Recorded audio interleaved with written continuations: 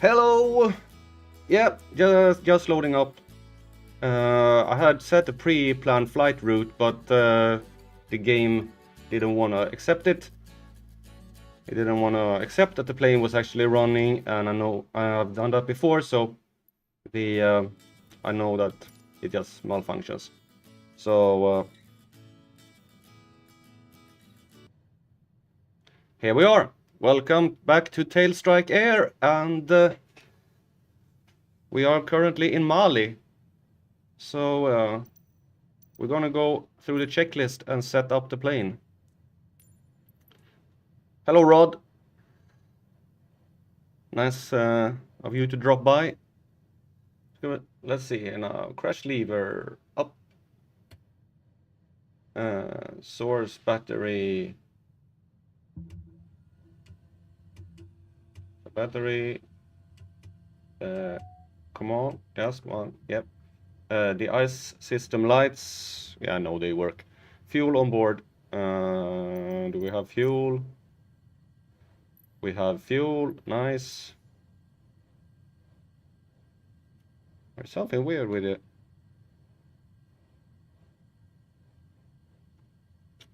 I'm gonna put that one on.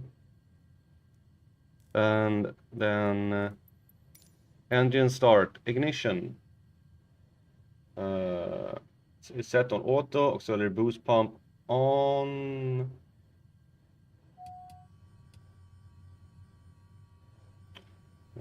That one should be there. Propeller area is clear.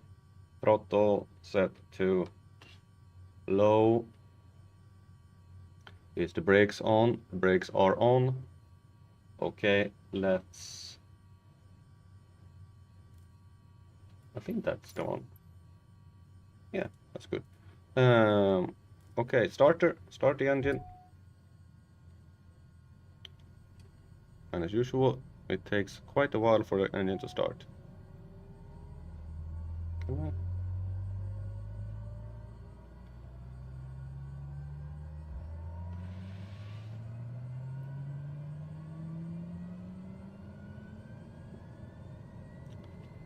And then throttle set to idle when set to low idle when it reaches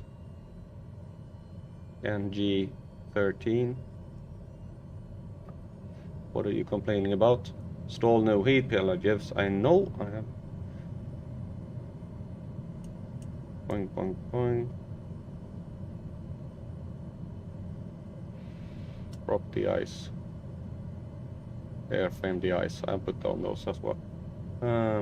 Bleed off. Bleed should be on auto. Auxiliary boost pump on. Yes. What about that? Should be on auto. It should be on.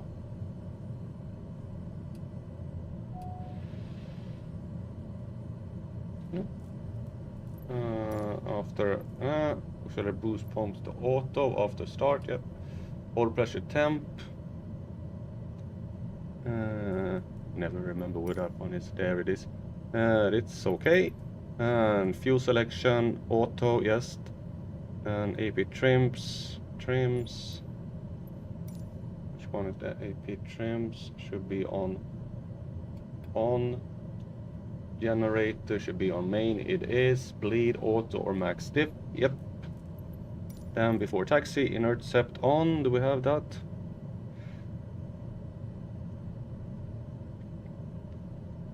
Inert sept is on. Feather twice. Yeah. Go. Taxi lights. On. Parking brake off. I don't want to put the parking brake off just yet.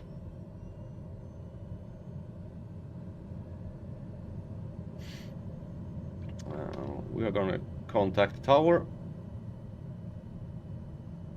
to tune ground. Request taxi for departure to the, I think, north. Timbuktu ground Dahar 15. Request taxi for departure to the north.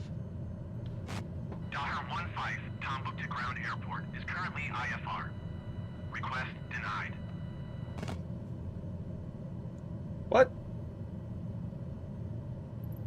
Okay, so we have bad weather. Timbuktu Ground Daher 15, request taxi to the active north departure. We have bad weather today, Daher seems. 15 taxi to and hold short of runway 07 via taxiway. Contact tower on 118 decimal tree when ready. Acknowledge. Taxiing hold short runway 07 using Ah, taxiway Daher 15. Come on. Why are you? I'm braking. I am braking. Have my controls are... Ah! No, stop, stop, stop. My controls for the my pedals doesn't work. Why don't they work? Just a second. Why don't you work? Something here that doesn't work.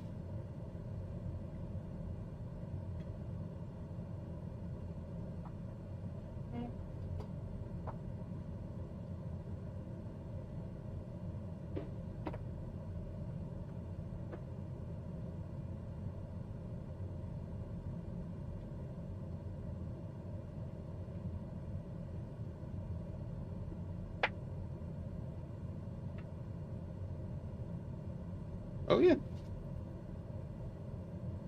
Why are you disconnected?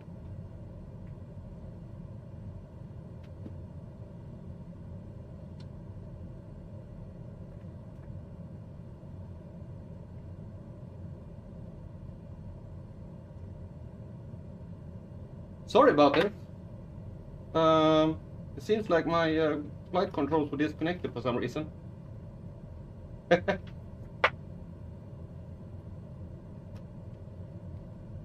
Will be connected in 1 second.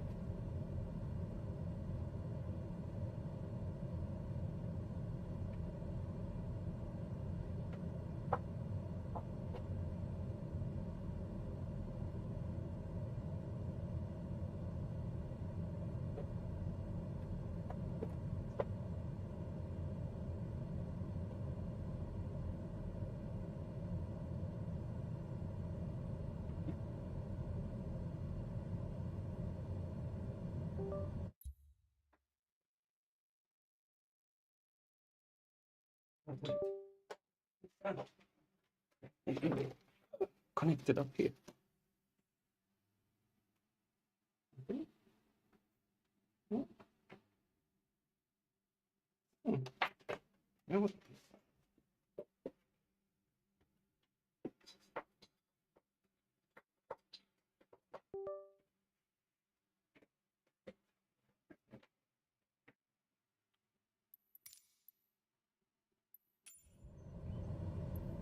Okay. That was hello D. Okay, let's see if things work now. Now they work there, and my controls work as well. Okay, my USB cable had been disconnected.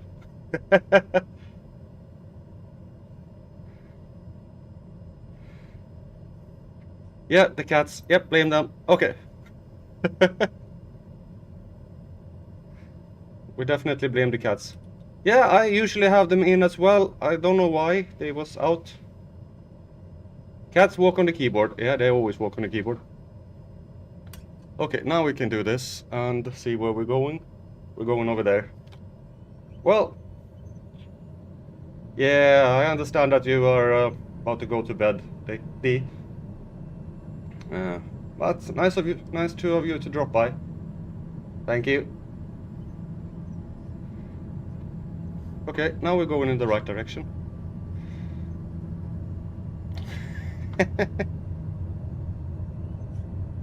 Things like that happen.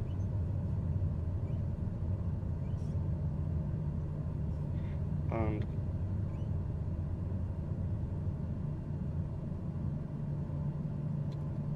I need to just adjust a little bit here so I sit correctly. You know, I really need to like get a better setup for my pedals and everything. I have an idea on how I'm gonna do it, and just need to implement it. But request takeoff clearance. Timbuktu Tower, Daher 15 at runway 07 ready for departure to the north. Daher 15, wind 101 at 1 tree. Departure to the north approved. Cleared for takeoff runway 07.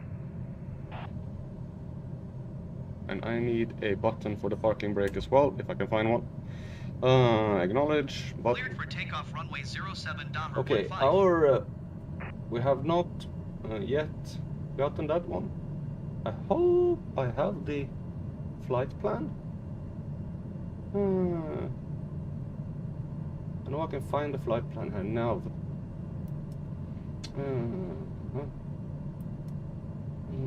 Flight plan. What? It didn't want to add the flight plan? Oh, come on! Was a big...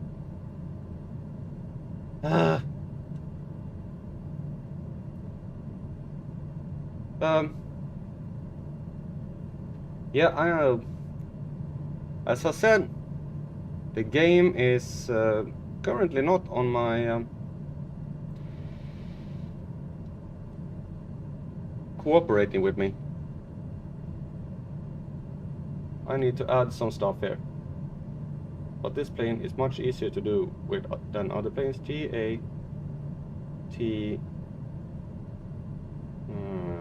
B enter. There. Head on route waypoint. We will have,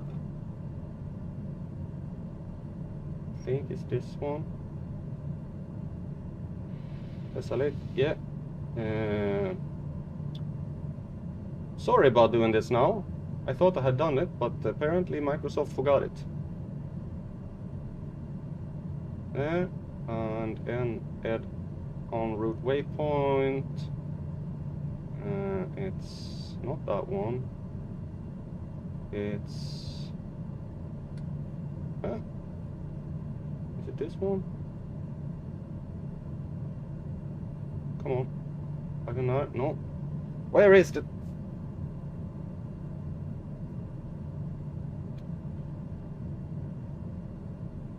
As usual, things are hating me. Is it this one? No. Where am I? Oh, now I lost myself as well. I can't zoom out anymore. I can do this. There we go. We're going there, up to there. And then we should have, like, go down a little. That we're going to that one, but not right. Not, where is that airport?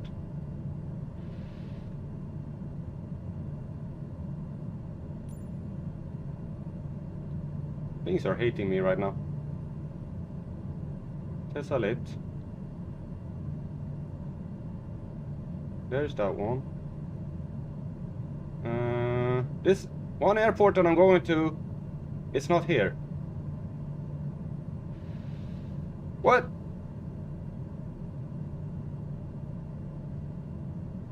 Oh bloody! I just fly and I hope for the best. I hope it will work. We'll see if I can find that bloody airport later on.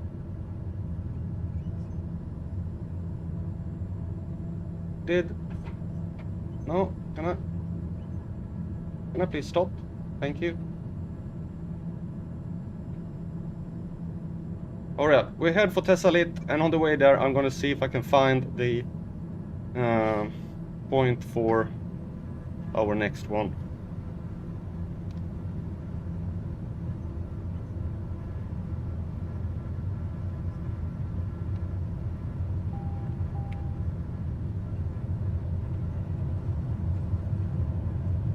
Nothing is... oh.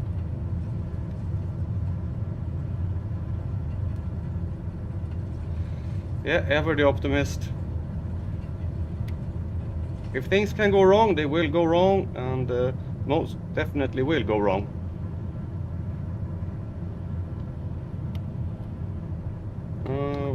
Tower 15, continue for north departure.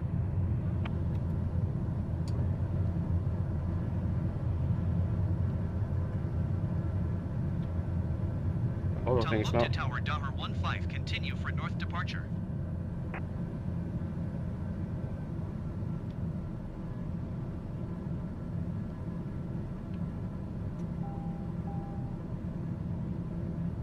Good there, and we're gonna go down to that one. We're gonna go over here to see if we can actually fly in the right direction. And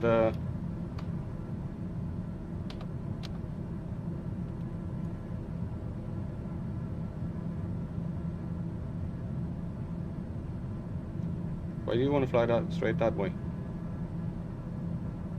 I want to go this way. Tower 15, leaving my airspace frequency change approved. Acknowledge. Timbuktu Tower Dahmer 15, frequency change.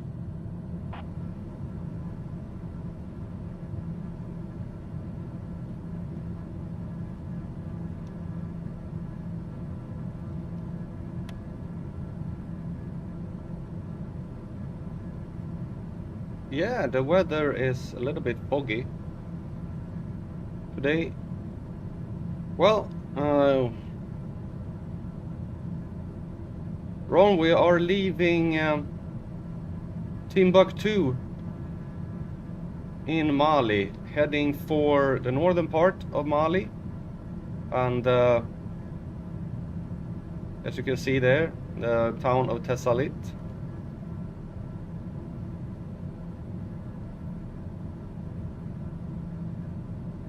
And I really don't know what the autopilot is up to, but for some reason it wants me to turn left. I want to go along this line here. Whoa, don't turn that much now.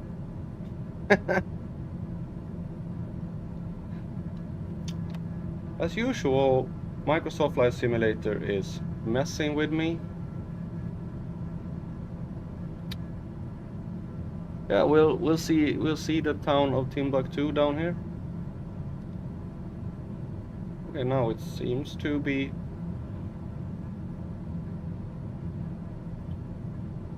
yeah. Oh, I'm gonna see if I can find a town.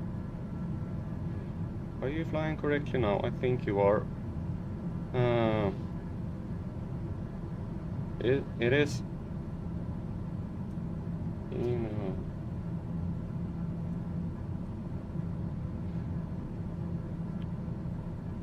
GAKL.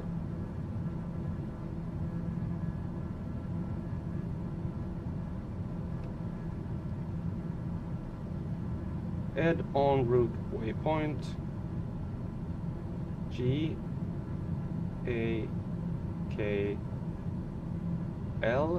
keyed up. There we go. Enter. Yeah. And head. I have to do this now. We have quite a long way to Kidal anyway. It is over 300 nautical miles. So it's a long flight, and that's the way it is now in Africa in these parts. There is a long time between the airports. So I have plenty of time to mess up. Okay, I have actually made a list of the towns I'm gonna visit. So, but I did not put in the airport codes because I thought that I was actually had done that. So we're gonna have to do it. And nice to not have knobs, but the buttons. G A G. Oh, not G. Backspace. G A G O. Everything working the way it should. Hopefully. Have a little bit of turbulence. So, yep. but it's in the town of Gao. Okay, add en route waypoint. Why are you turning?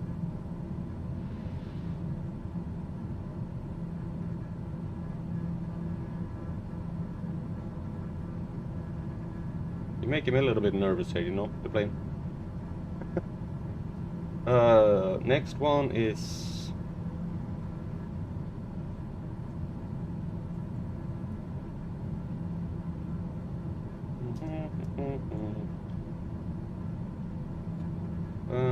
GM GA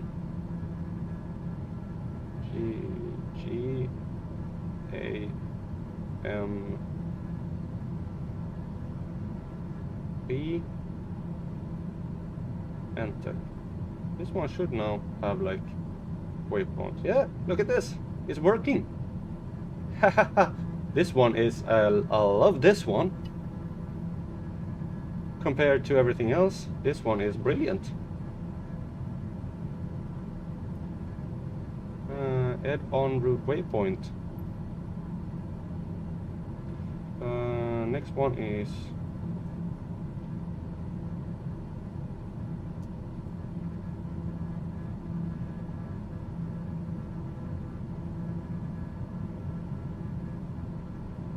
GAKN.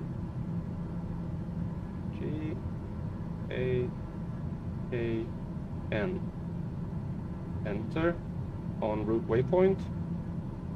I'm not sure how many of these I'm going to be able to fly to, but I'm going to put in all the airports in Mali, and then we'll see how far we get today.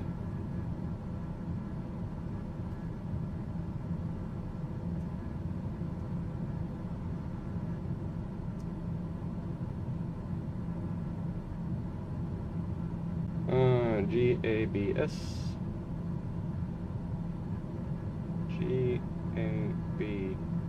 GABS. So now, yeah, okay. Keep an eye on your altitude. Add on route waypoint. We are next going to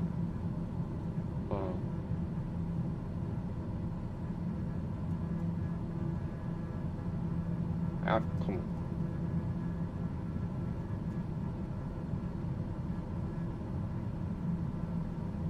GABF. GABF. Enter and add on route waypoint.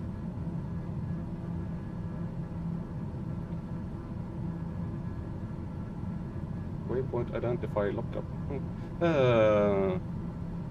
Next one is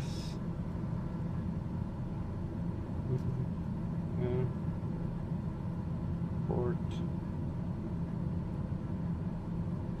Key West, KS Mali.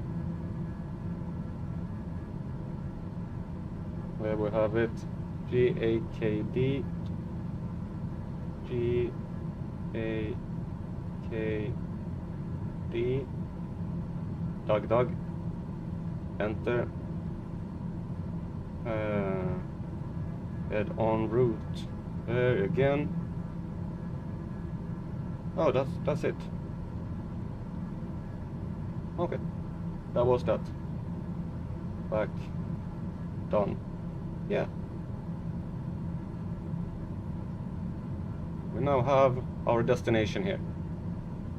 And so everything should be fine. Nice. Now we can just relax and hope for things to work out, which can't really promise anything.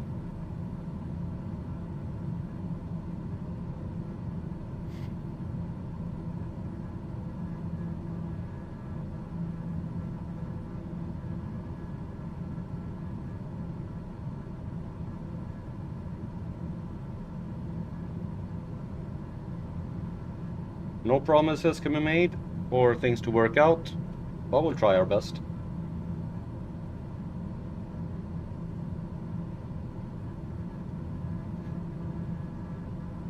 So our first point of call is Tessalit, which is a rural commune and village in the Kidal region of Mali. The village is the administrative center of Tessalit's Circle district. The village lies 85 kilometers north of Adjelhouk and about 70 kilometers from the Algerian border. The commune extends over an area of 30,000 square kilometers. That is almost entirely desert. The 29 census had a commune at a population of 5,700. That is a little bit weird because there's an airport in Tessalit, which actually has asphalt, as you can see. But in that bigger town, Adjelhouk, there is no airport, which baffles me a little bit. Yeah, but we're gonna see a lot of desert.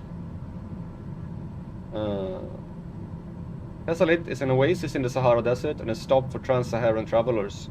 A gypsum deposit and a plaster factory also contribute to the local economy, though these activities have been disrupted in recent decades by the Tuareg rebellion and terrorism in neighboring Algeria. The Malayan government have a military base at the village of Tessalit. Oh, okay. Maybe that's the where we're gonna land.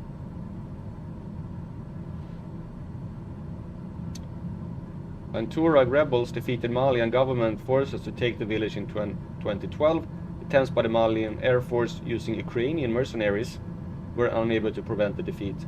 French paratroopers took the local airport and then were joined by French and African forces landing at the airport. They recaptured Tessalit on February 8, 2013, according to General Staff spokesman Colonel Thierry Boucard. Yeah, sounds like a wonderful place to visit.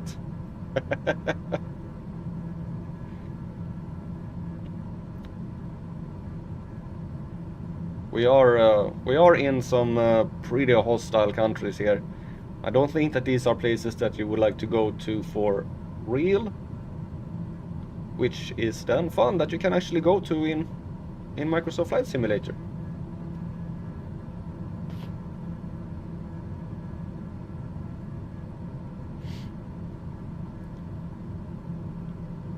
But I do like this thing.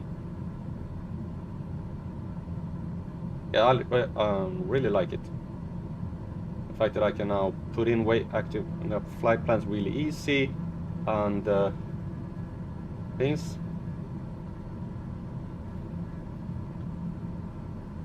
Which means I can sit a little bit before the stream in the airplane and do this, so I don't have to do it on the horrible map that is provided by Microsoft. You discover new things all the time. I didn't know that you can do that in this plane. Oh, definitely easier than the old one. Turning knobs, turning knobs, turning knobs, turning knobs. Yeah, you just punch it. It's a touch screen. It's an advanced plane, this.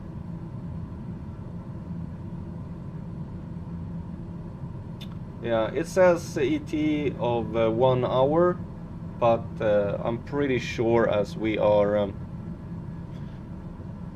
we have a tailwind of 22 knots, and once we get up to cruising altitude, our speed is gonna increase significantly, and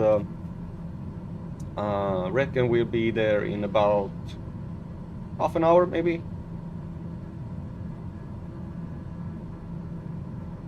Not sure, but maybe not half an hour. There's 267 nautical miles to go. Yeah, in these parts there will be long flights due to not much population and lots of desert.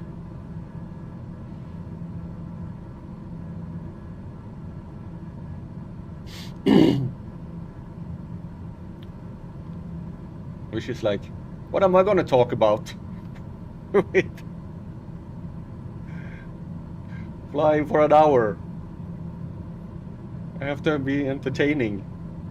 Whoa. Give me a topic to talk about, Rod. Anything.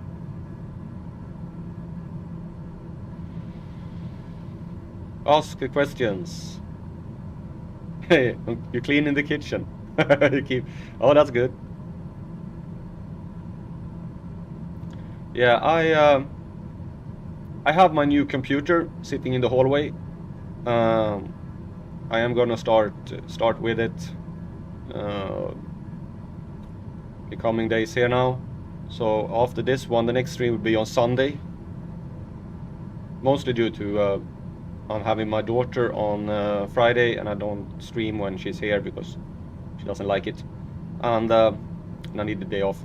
So next stream after this will be on Sunday, and then hopefully with the new computer. Yay! And I also bought today I bought a internet switch, and I bought some new internet cables. I'm gonna put up the switch in my living room, and I'm gonna put up the cables up in the roof, so it gets a little. Right now my internet cable for the computer is lying straight across my living room floor, which is not very handy.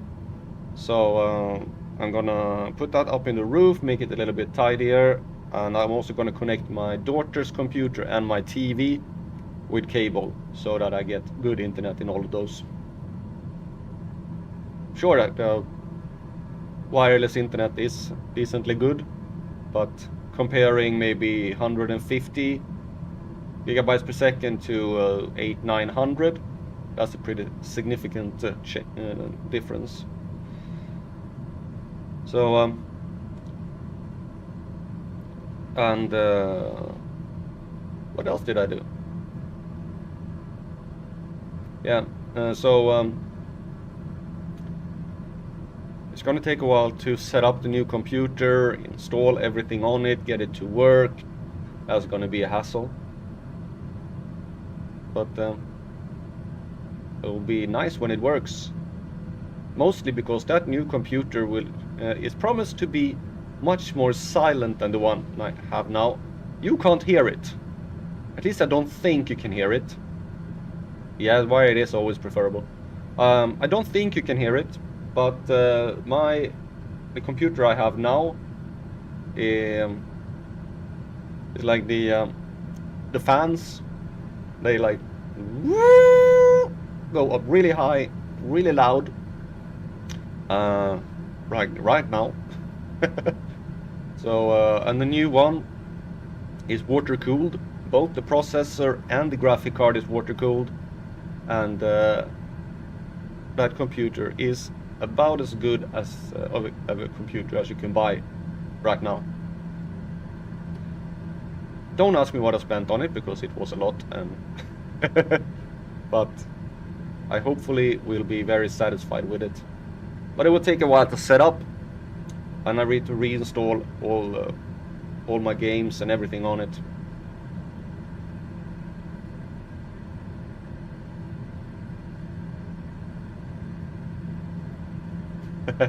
Yeah, it is the graphic card, the fans on the graphic card that does it.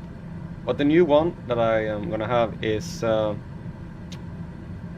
I said, water cooled, and it said that it has a volume of about just over 20 decibel, and that's barely audible.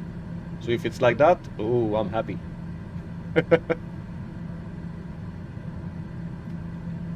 Yeah, right now we have ETA of 42 minutes, so a nice calm flight to begin with. I can pop out like this, and like that, and we have a nice view. And watch the plane fly here, and I can bring up Google Earth, and we can see if there are any fun points of interest between Timbuktu and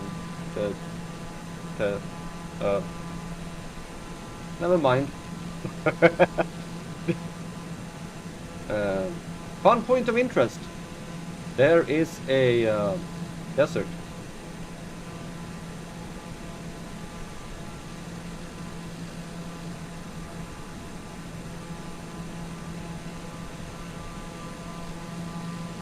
Did that one just... Oh, come on! The game just disappeared. Oh, there. Sorry. There it is. There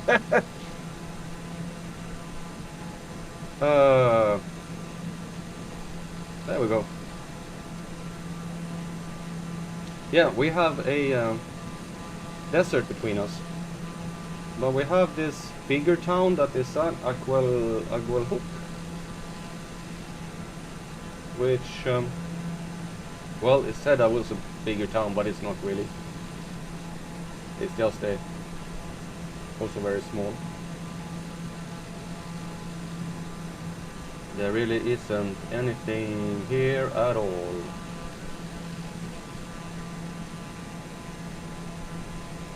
Just desert, sand, nothing more. We're gonna have some mountains in a little while, so that would be good.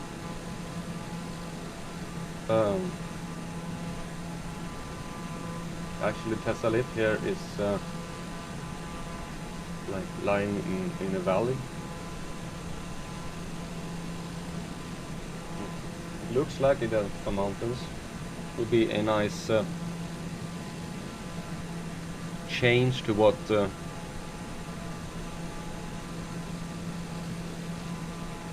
yeah, here in Tessalit, that looks like a little bit of mountains.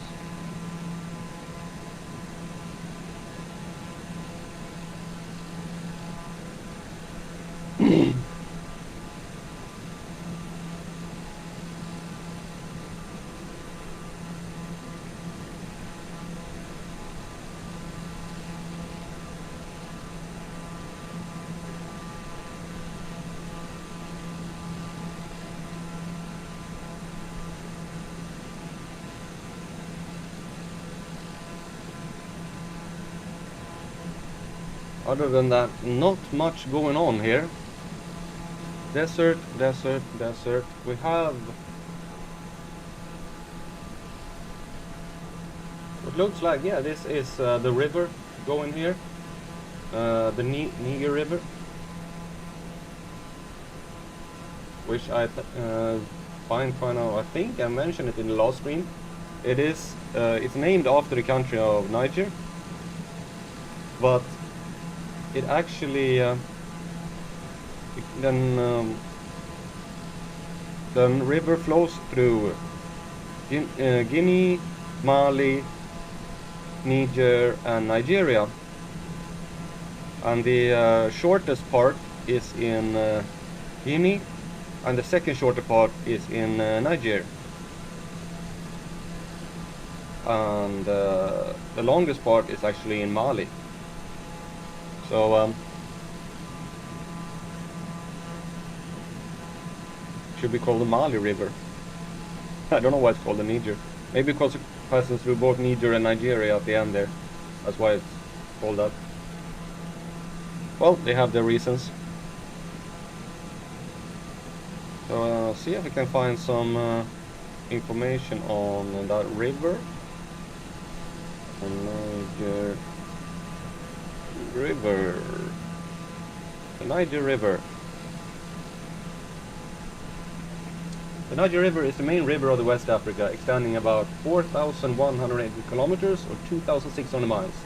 Its drainage basin is 2,117,700 square kilometers. Its source in the Guinea Highlands. Yeah, probably, like most things. Its source in the Guinea Highlands in southeastern Guinea near the Sierra Leone border. It runs in a crescent shape through Mali, Niger, on the border with Benin, and then through Nigeria, discharging through a massive delta known as the Niger Delta, into the Gulf of Guinea and the Atlantic Ocean. The Niger is the third longest river in Africa, exceeded only by the Nile and the Congo River. Its main tributary is the Benue River. The Niger has different names in the different languages of the region. Can be named Fula, Manding, Tuareg, Songhai, Zarma, Kosa, Nupe, Yoruba, Igbo, Ijao, due to where you are.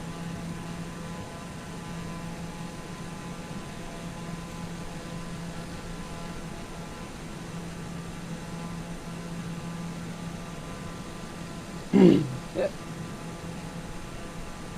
We can do like this.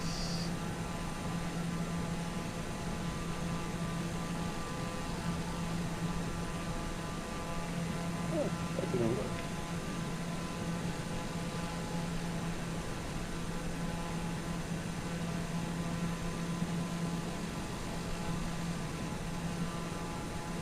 That works. As you see here, it starts here, runs all the way up here, and then down, border of Benin, and down here, and discharges over here. And there you have the other river coming down into it as well.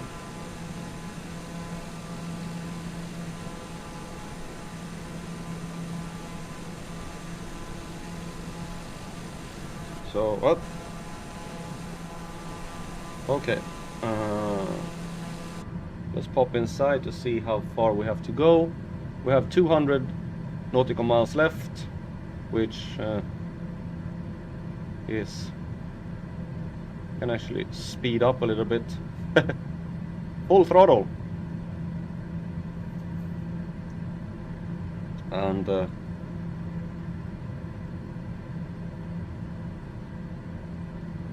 yeah, flying over the desert.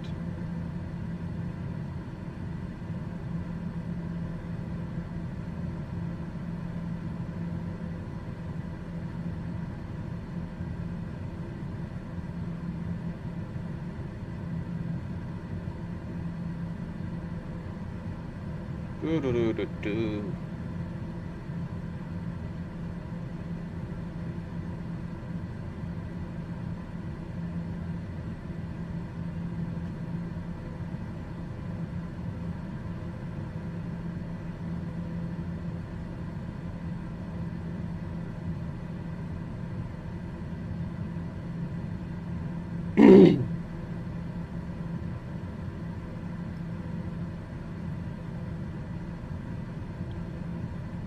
It looks like it actually looks like the sea, but you're flying towards the ocean here.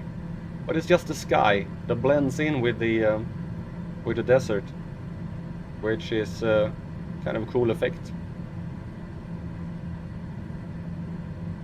And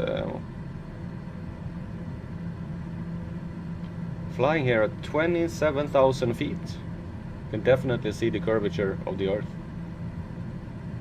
So cloud, sky, Earth, and cool effect.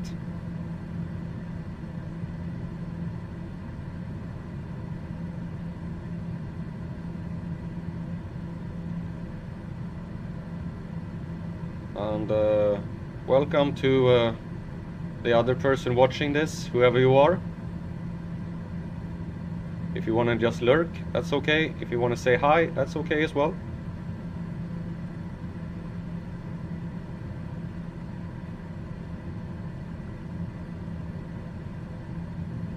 Yeah, there is a lot of variations.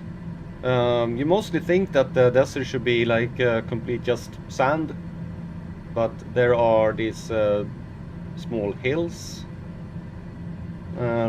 going up, and there are sand dunes, and there are rivers, and there are you get all these nice patterns due to the winds blowing around the sand. So the desert is a fascinating place, and there are actually more animals that live here than you might think. There are a lot of animals that live in the cold Sahara Desert. It's home. And a fun thing with deserts is that you, if you look at the Earth, it is at the what's it called? Yeah, but it's not just sand.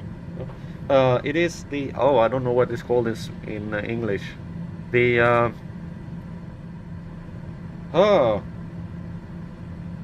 what's it called? I have to check it.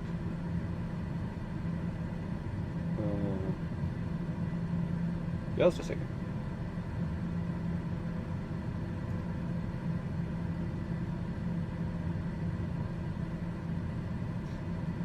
Yeah, the Tropic of Cancer and the Tropic of Capricorn, I think it is called. Those lines that go halfway between the polar circles and the equator. And if you look at the map of the Earth, it's along these two lines that all the deserts are, or the driest areas are. And that is due to how the winds are blowing around the Earth. So around the equator, you usually get these tropical rainforests. You can see it in Brazil, in Africa, in Indonesia. And then when you look at the tropical cancers or Capricorn, you see that that is where the Sahara, the Gobi, the the Nevadas, and also the Patagonia, maybe not really that, but in southern there is almost very dry, and also like then the southern deserts in Africa and also Australia.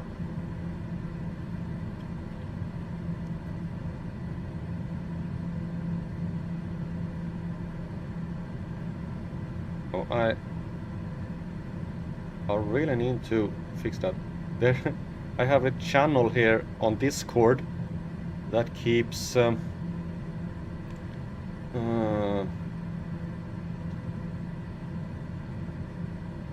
thought I had. I can't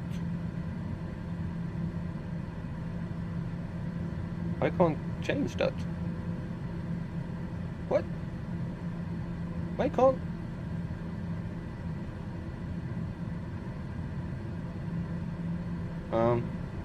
Yeah, I wanted to set it on only when they wanted to get a pop-up when they mention me, but I can't do that.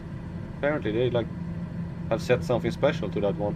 So it's like say whenever I get a message on this server, it gets like a pop-up in my on my screen.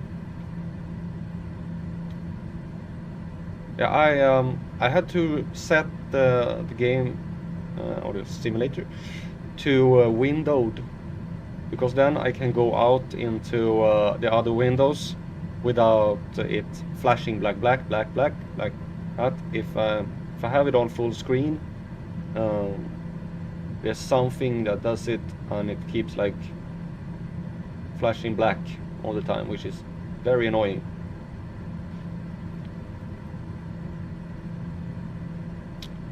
Okay, we have right now. Oh, we're doing good time. We have 26 minutes left.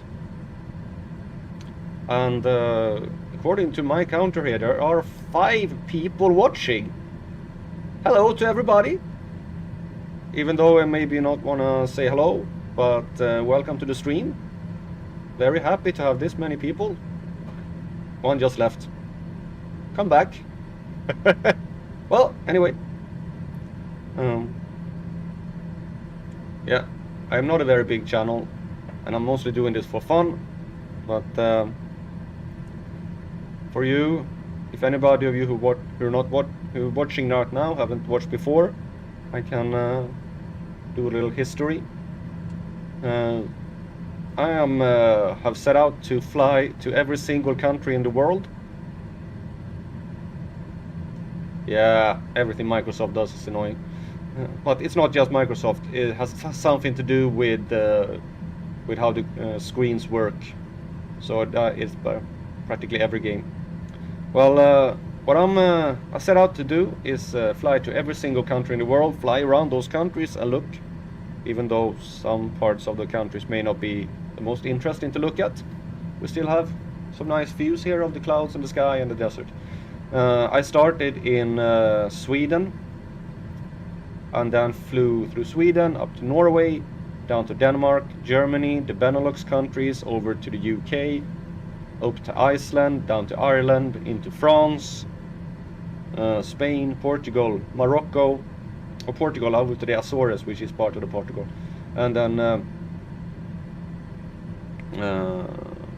Madeira, Morocco, and the Western Sahara, Over to the Canary Islands. Where was I more? Mauritania. And now into Mali. Then we're going to continue into Senegal and down the coast of Africa. So and we'll fly all around Africa and come out, leave Africa in Tunisia, and then fly and continue into rest of Europe. And this series will probably last a couple of years. I've already been doing it since July and June. June of 23 or 22 is when the first episode came out. But having all these I'm already up to like maybe 70 streams or something like that, and before I'm finished it's gonna be like 700.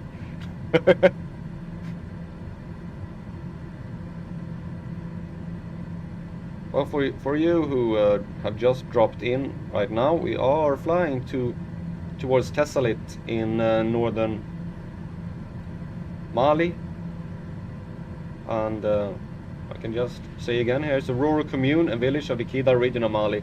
The village is administrative region of the Tessalit Circle. The village lies 85 kilometers north of Ajelhok and about 70 kilometers from the Algerian border. It has a population of just under 6,000, and it's an oasis in the Sahara Desert and a stop on the Trans-Saharan travelers. The gypsum deposit and the plaster factory also contribute to the local economy, though these activities have been disrupted in recent decades by the Tuareg rebellion and terrorism in neighboring Algeria. And I think I just broke a record. Hello to you, all of you who's watching, and thanks a lot for pressing the button and popping in. 7 people at the same time. Wow. I don't think oh, the 3 just left. Well, still a new record for me. 7 people at the same time.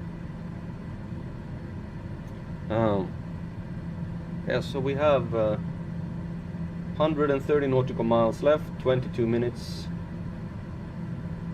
I started out flying in Sweden with a Cessna, which was painfully slow. Then I changed up to a Beechcraft Bonanza, which was a little bit faster. Then now I have upgraded once again for a couple of streams ago, and I'm currently flying a Daher TBM 930, and this plane is a beast when it comes to propeller planes. That's a turboprop engine of I don't know how many horsepower, maybe I should check it out. And it is capable of around I think 350 knots, which is basically almost 700 kilometers an hour. So it is a fast plane. And I really shouldn't have the YouTube live control panel up in OBS here, because it keeps getting me looking at the viewers. And yeah, oh, we're flying in over some more interesting area here over the desert.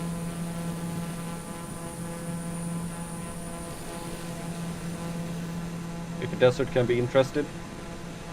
But at least it's not just sand, we have some rocks right now. And we haven't seen any civilization for a very long time.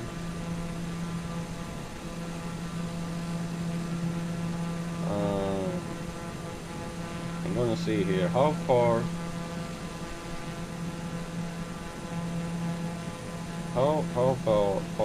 do we have? Where are we?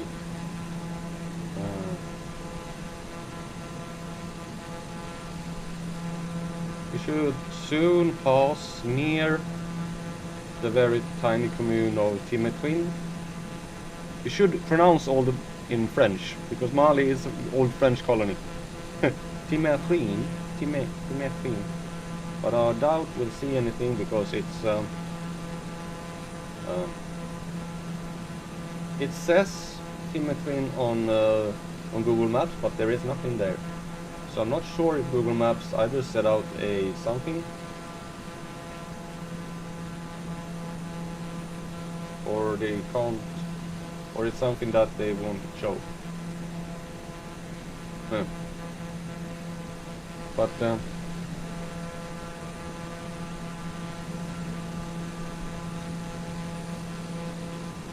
should be somewhere in this direction. We look at the map. I think it's supposed to be somewhere here. Hey, we're actually flying along. We're actually flying along a flight corridor. Cool. I think the next flight will be a little bit shorter, the next coming flight, but then we have a longer one again. But that will be, take it when it comes. So how long do we have left? 109 nautical miles, 18 minutes. We are making progress. I've been streaming for 1 hour. Yeah, well, you took a while before you started. Yeah.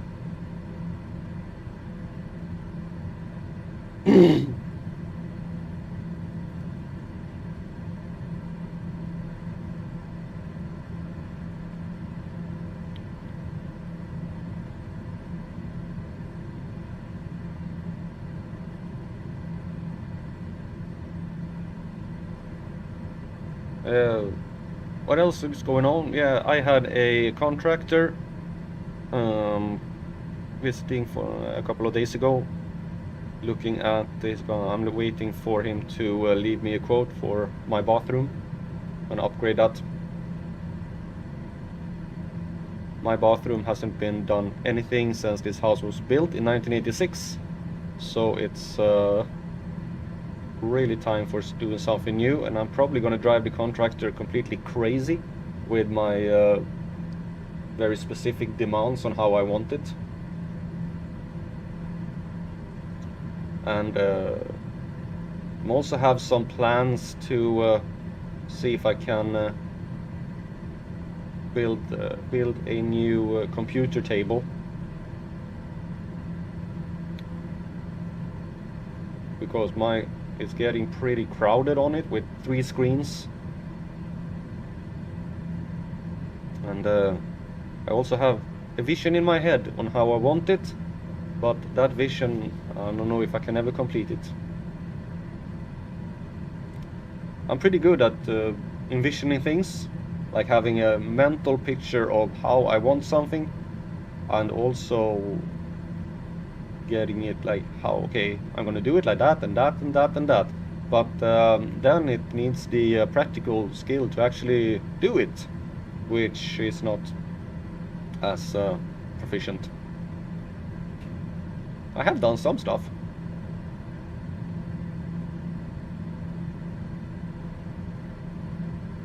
So and I also need to fix the cabinet over my new fridges that I bought. And there's a lot of things to do.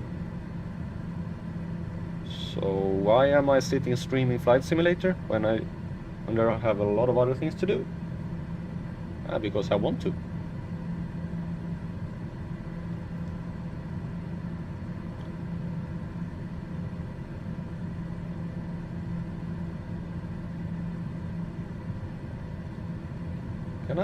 Can I reach that airport? I don't think I can reach that airport yet. Is there any airports? Nearest airport? There is none. There are no airports near me at all whatsoever. If something happens, I have to ditch it in the desert, which is not something I would like to do.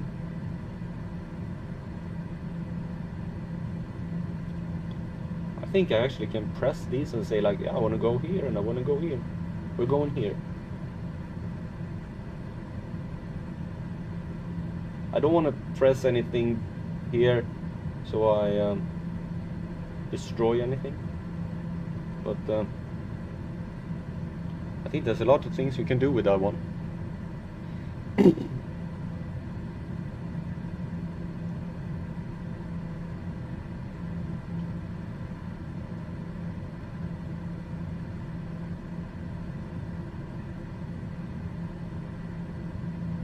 Ooh. Okay, do we have don't press anything. No, I won't press anything, I promise.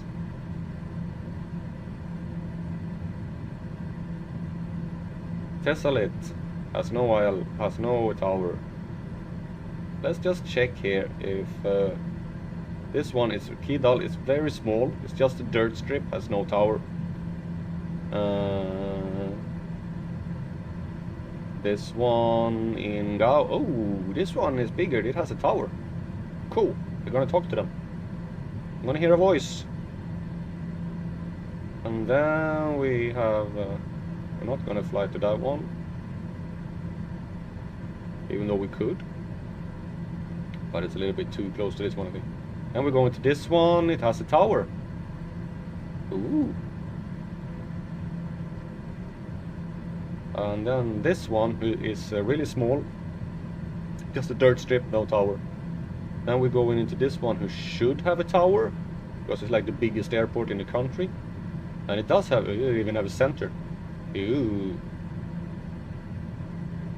And then we continue up to this one who is really small as well. It's just a dirt strip. And then the final one here who actually also have a tower. Ooh, we have plenty of towers to talk to today.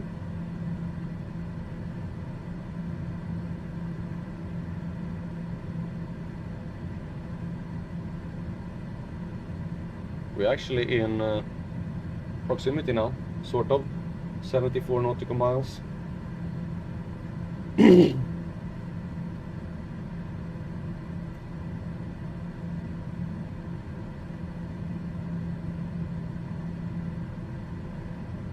And they have runway 9 and 27.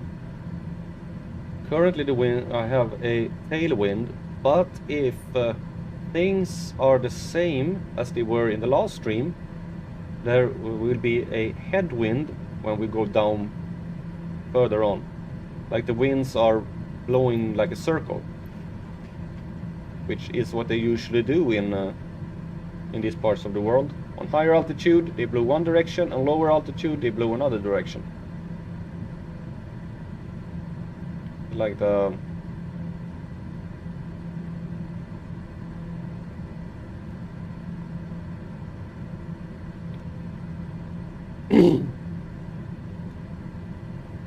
yeah, I don't. I think when we get maybe up to maybe 40-50 nautical miles from it, we will be able to see the airport.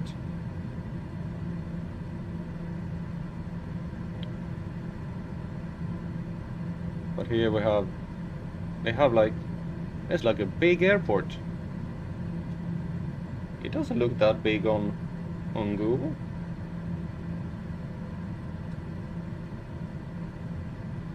Tessalit.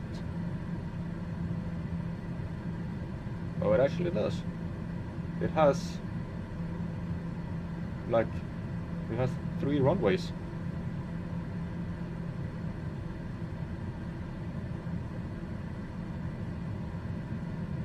Four left, 22 right, 5 and yeah. And this on Google Earth there is actually a plane on the airport.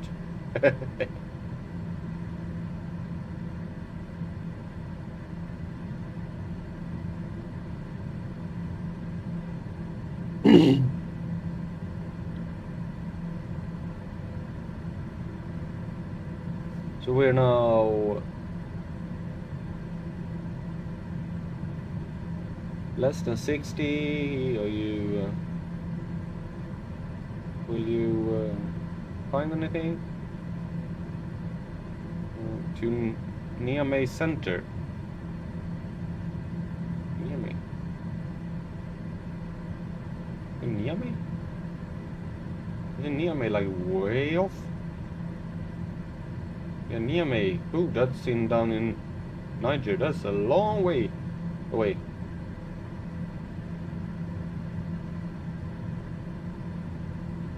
Okay, nearest airport. Yeah, we have Tisalit here. Okay. Tune traffic. Select the wrong way. And we're gonna see when we get closer and start to descend if this tailwind we have now is gonna change to a headwind. And so maybe we can get something. Some clue to which runway we're gonna use.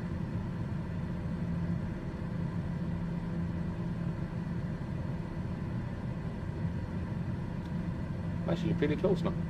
8 minutes. So that's 3000 is 9 minutes. I'm gonna start going down.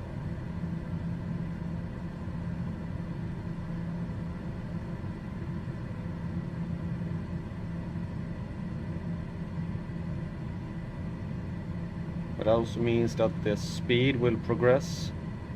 Will I go faster? We are currently at a true airspeed of 329 knots and a ground speed of 360 knots.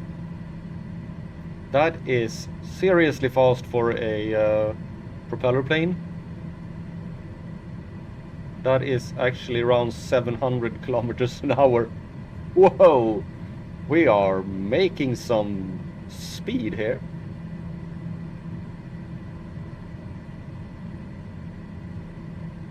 And this isn't even full speed of the plane.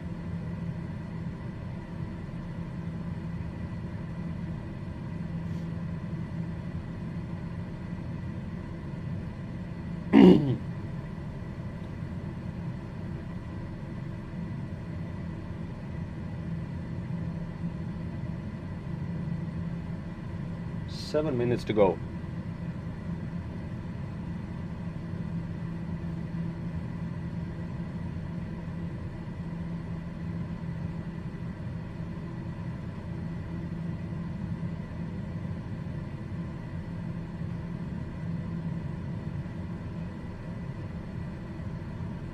So we look here. I'm gonna set sorry. I want to set the heading so that we have the heading set for a good one.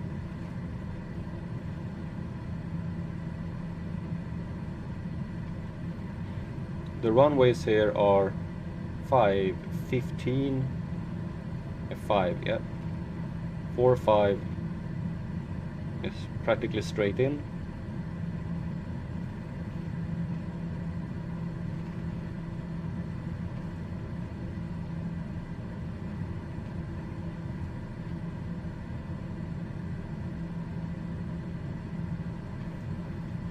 And there we go, we see ourselves and we see the airport. Only 35 nautical miles left. I thought this region was going to be more mountainous, but we have some mountains there.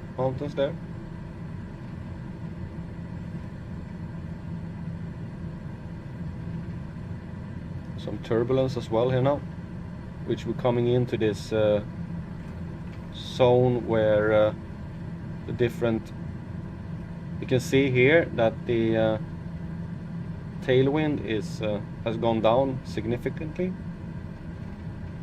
and I'm pretty sure it's gonna keep going down, and we are gonna start getting a headwind soon once we go past like below 10,000 or something. Where do you see civilization?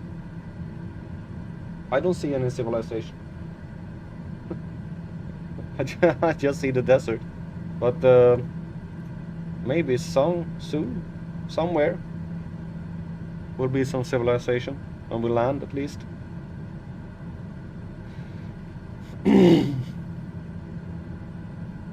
Yeah, I think it's gonna be the same as they've been on the other ones.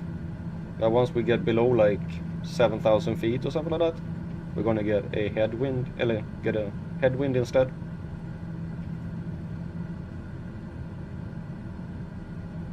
Which...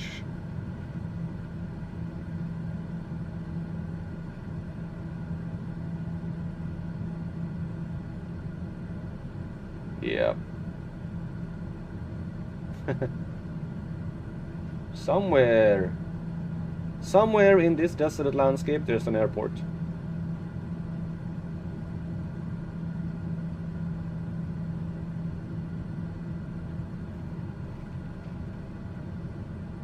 Five minutes. Yeah.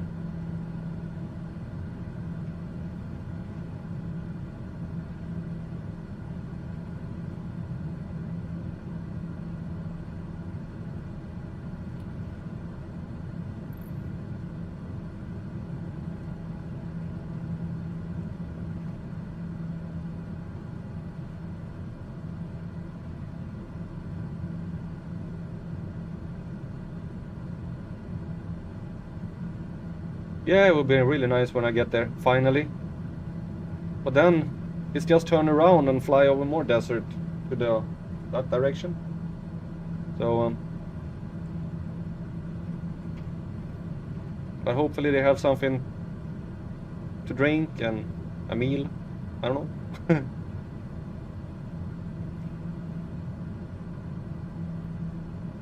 I actually think this could be... could that be the airport? This one here? I'm not sure. But we'll see when we get closer.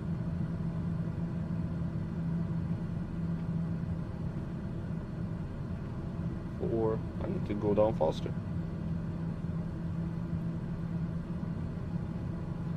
I need to slow down.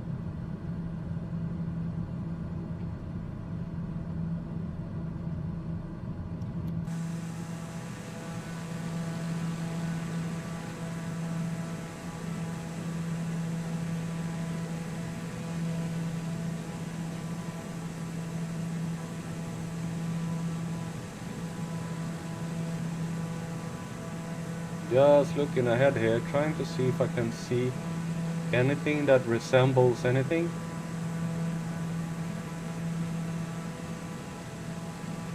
Oh, there it is. There is the airport.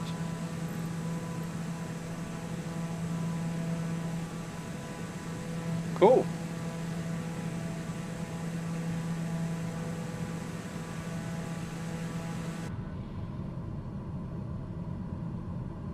Now if I can just... yeah, there.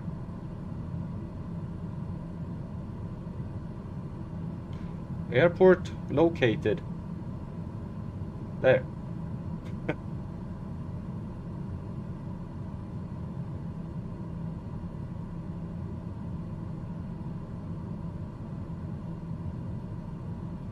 And we have a headwind.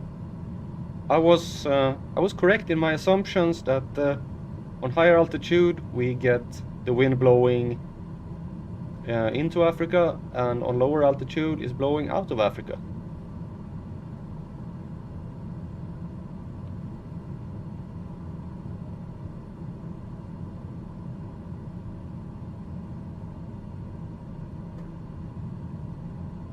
We have the airport in sight.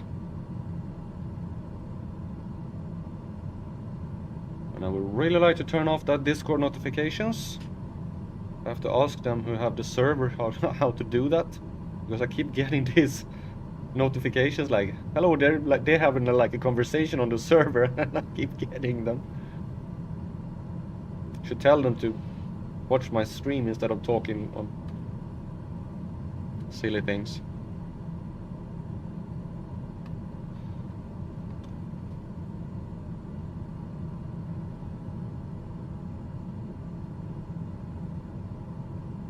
Okay, I'm gonna head over to heading mode.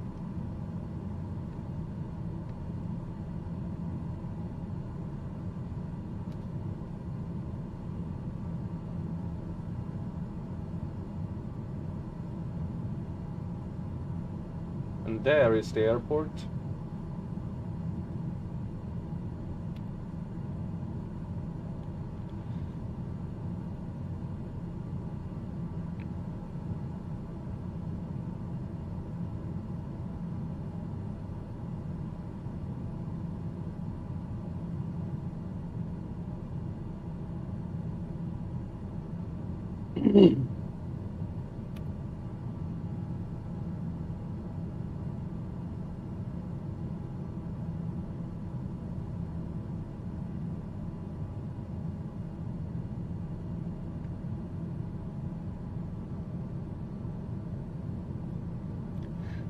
No, I know how it works.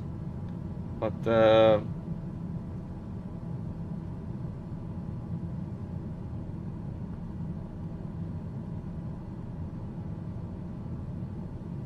is it just me, or isn't that the airport? Why is...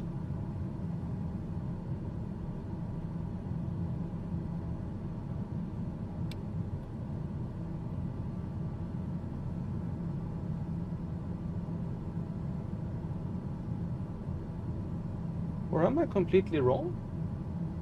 That looks like the airport there. Isn't that the airport? Maybe it's not.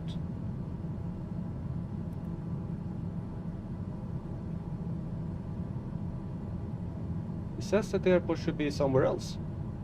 Yeah, it looks airport-like, yeah. But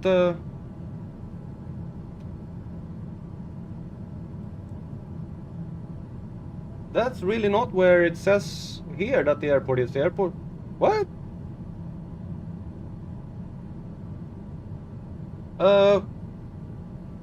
Why do you... They have the oh, the airport is completely the wrong direction. When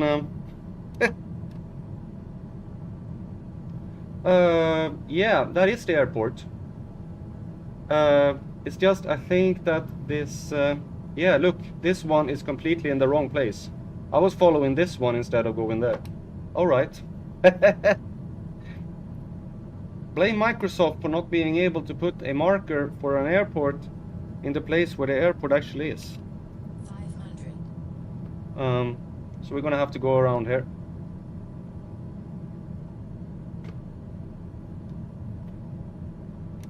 I'm blaming Microsoft again.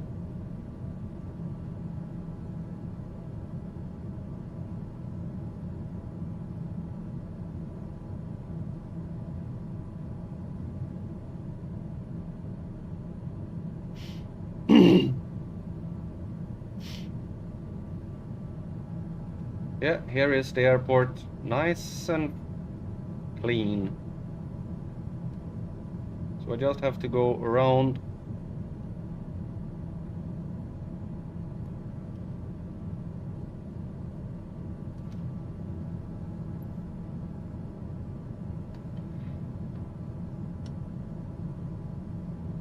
Well, trust Microsoft to not being able to do anything correctly.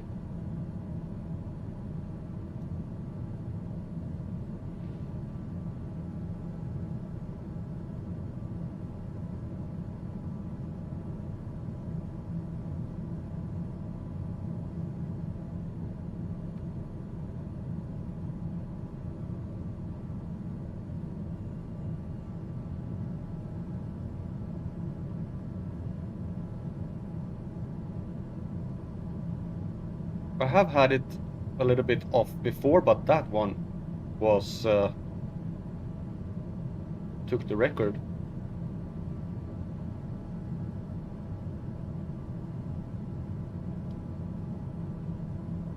teaching me not to fly after those points and check where the actual airport is.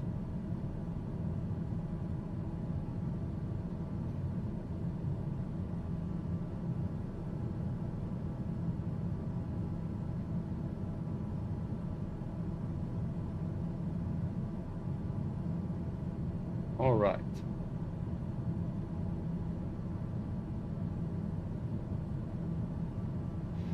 Just be careful so you don't overturn. Yeah, don't overturn. You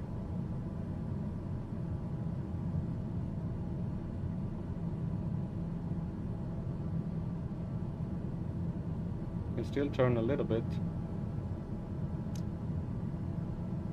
Because you might miss it again here.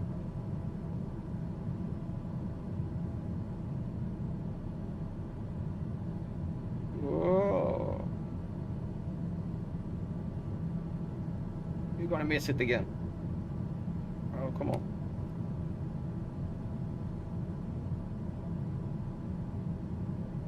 No, you're not. I'm gonna make it.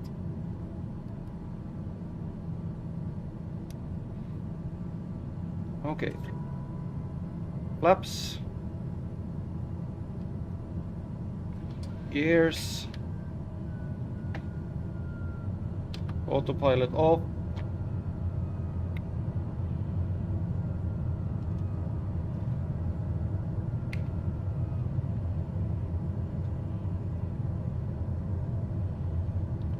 And line up with the runway.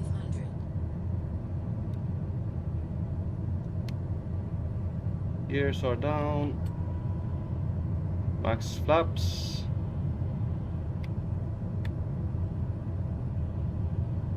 And perfect. Look at this. We're coming in for a nice landing here. Oh, maybe. Well, come on. And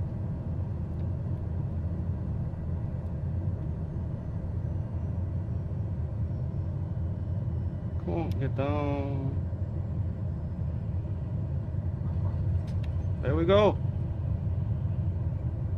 Nice landing. Welcome to Tessellate. And more like desolate. There is a small house over there. I wonder if they have any fuel here. Let's go to the other end here and check. I would be very surprised if they do.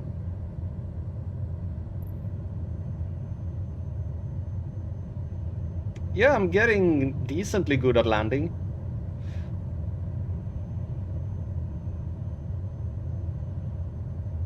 There might be something here that looks like a little bit of a place.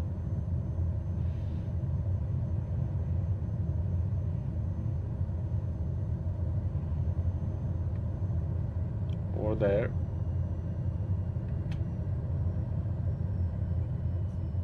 There we have the windsock. A little bit of a side wind.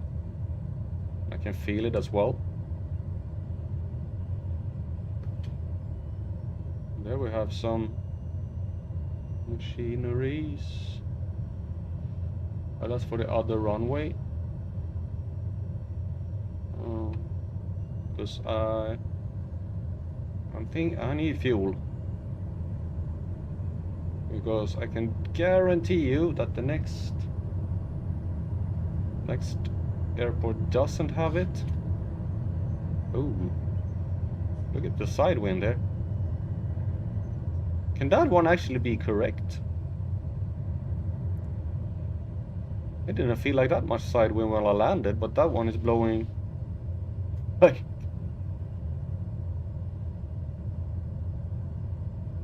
basically straight out. Where is the... There is something over there.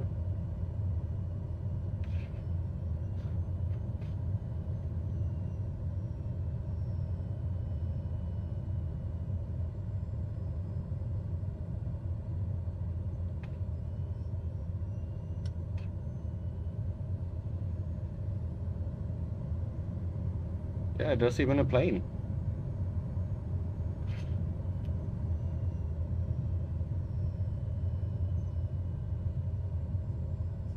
And there is a fuel truck. And a fire truck. And a fuel station. And this airport is loaded.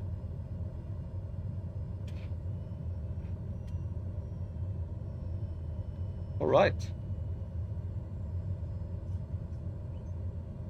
Let's go here and fill up.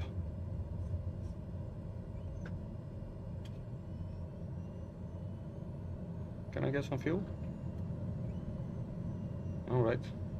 There we go. Thank you. A quarter of a tank. Let's fill that up to half. And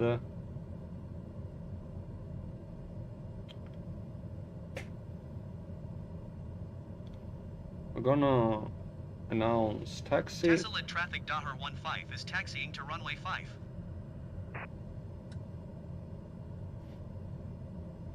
Runway 5. Okay.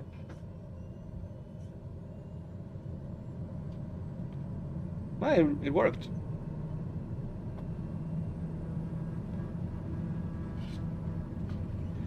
It's self-service.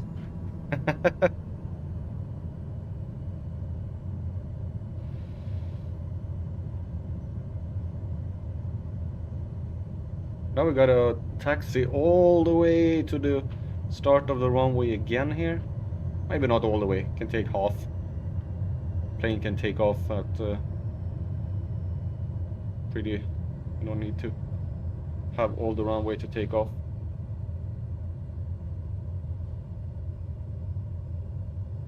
I could actually take off in this direction as well, even though I have a tailwind. The runway is long enough to accommodate that.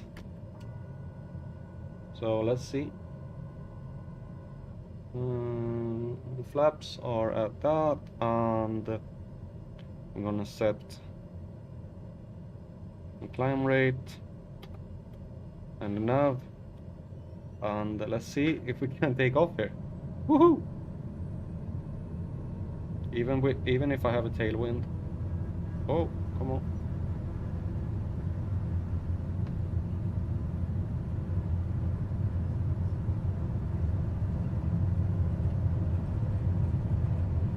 Yeah, this is going nice.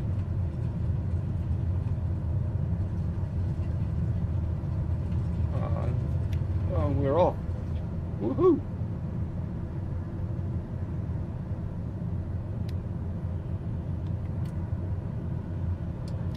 Gears.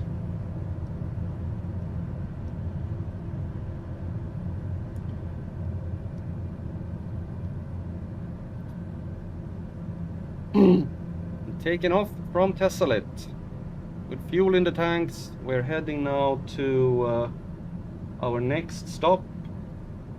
111 miles.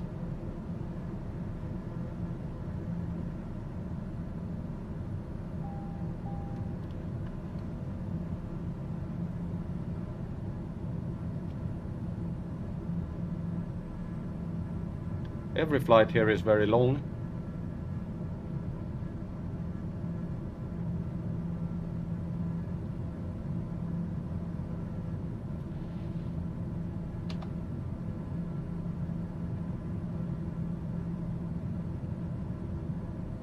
We're gonna find... No. No, I don't want you to go back to the beginning. I want you to find the line here, please. There is a line here. Can you find it? No need to go back to the absolute beginning and start over.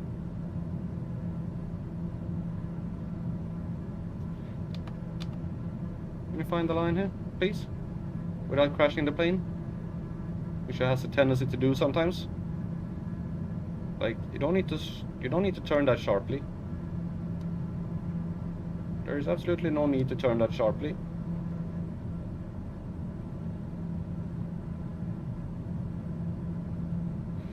Yeah, now it's going. Now it's doing the its thing again when it's having some trouble aligning to the line. I think it might have picked up on it now.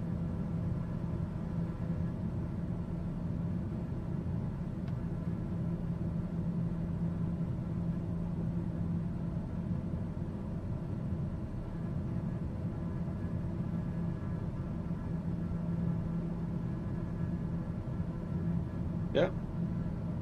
Whoa. Oh, look, mountains. Nice.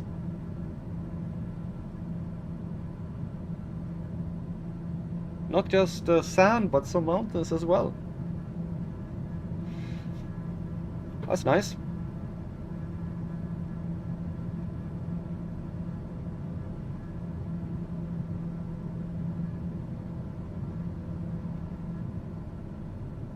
What a... Two names, Niamey Center. Yeah, I was gonna see. Niamey Center. Request flight following. Hey. Niamey Center Dahar 15 is type Dahar TBM 98 miles south of Tessel at 7,500 feet. Request flight following. Dahar 15 Niamey Center. Squawk 4617. Acknowledge. Squawk 4617 Dahar 15. Dahar 15 radar. Contact 9 miles south of Tessel at 8,500 feet. Altimeter 30.17. Altimeter 37.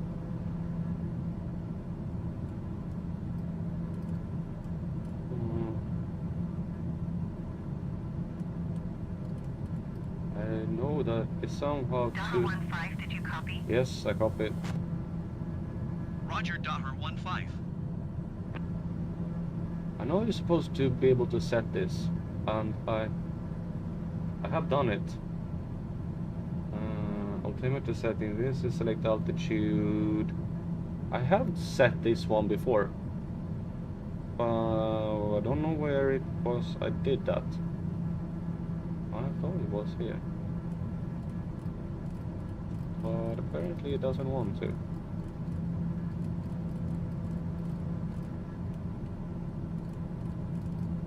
Okay. Yeah. 37.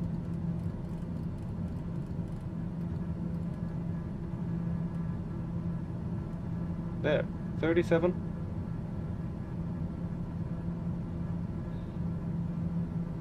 These are not correctly set now.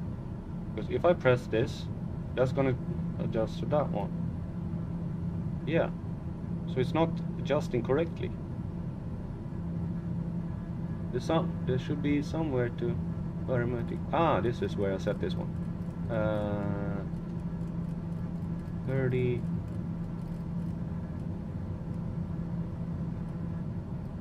$17 board. There we go. Look at this. Hey! Find out something more.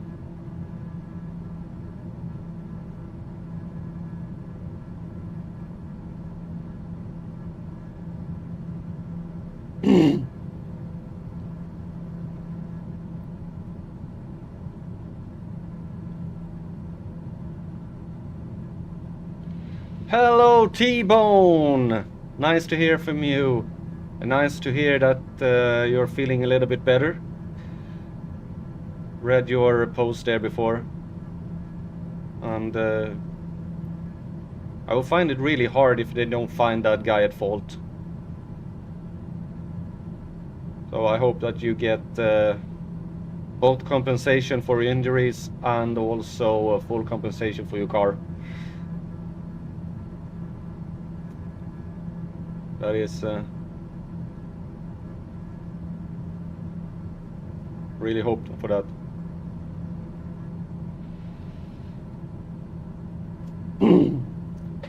And Rod can confirm that I did a good landing, but an approach that would make you squeal.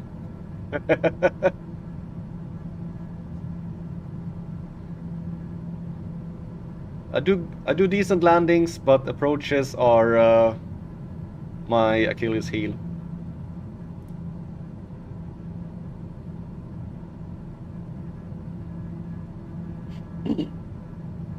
Yeah, we are currently heading towards, what is it? Kidal.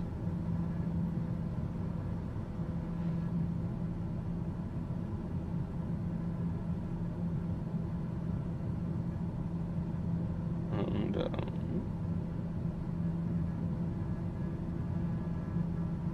yeah, and a bit of sightseeing, nothing weird. And it was not my fault, it's Microsoft.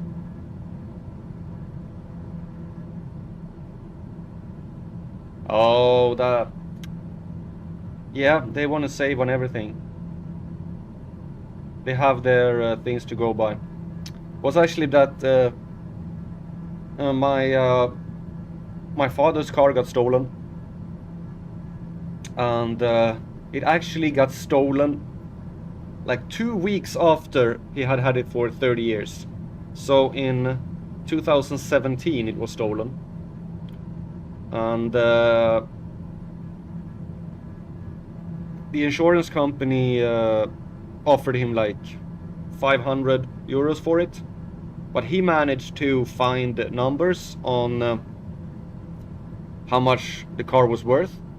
In the condition it was in was really perfect condition, no rust, nothing, perfect condition car, even though it's 30 years old. So he actually managed to get 1200 for it, and the insurance company agreed. So he got more than twice of their first estimate. But to be fair, they said that their estimate wasn't really, since the car was so old, didn't really know how to estimate it, so they just did that like a general estimation. But he managed to get a good, well,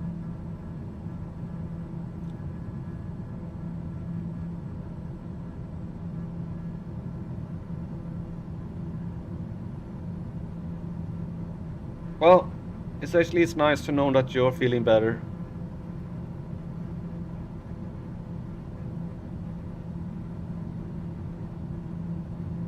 Talking about Kidal, it's a town and commune in the desert region of northern Mali. The town lies 285 kilometers, 177 miles, for you that use that, northeast of Gao, and is the capital of the Kidal Circle and the Kidal region. The commune has an area of about 9,910 square kilometers. Ooh, we got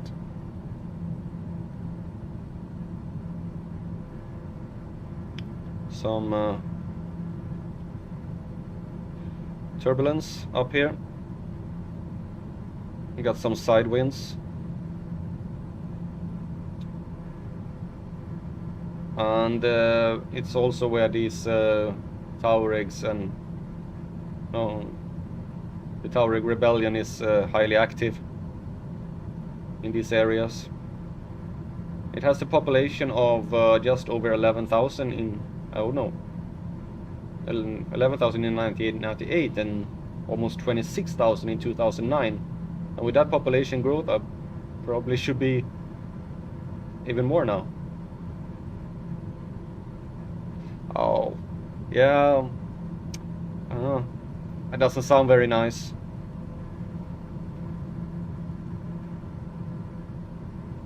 Have you checked if you gotten any like whiplash or something like that? If you have, or is it just your back, or do you have like pain in your neck and things like that as well?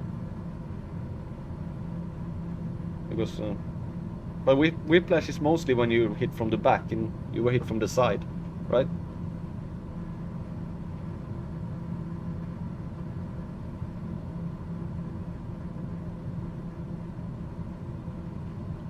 I can just imagine there must have been some hell of a collision. 50 miles an hour, that's fast. And you said it was like on a 30 mile an hour on a road or something like that? That's almost twice the speed limit.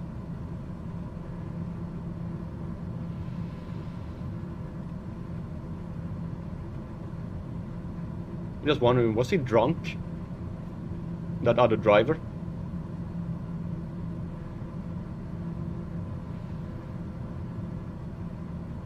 Alright, let's see now. We have 73 nautical miles left.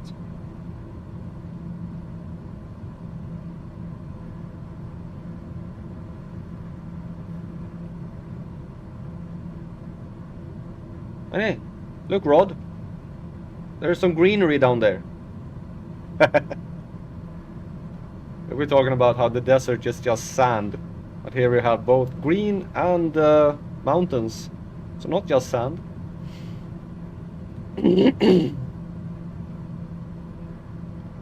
And flying in Mali.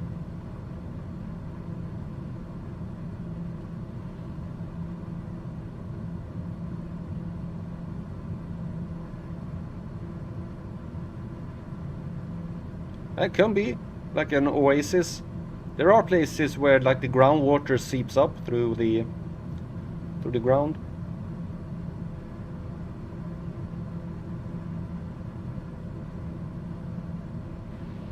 Yeah, what? Yeah, have you checked for whiplash? Because that is something that you should really check for. If you like snapped your head when you get hit.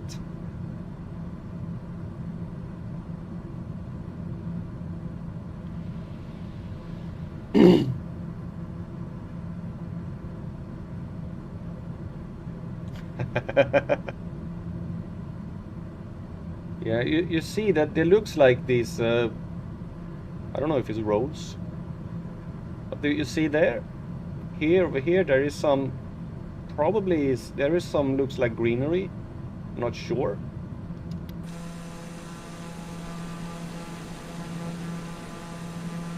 Could be some greenery here, like some sort, but can also be just shadows.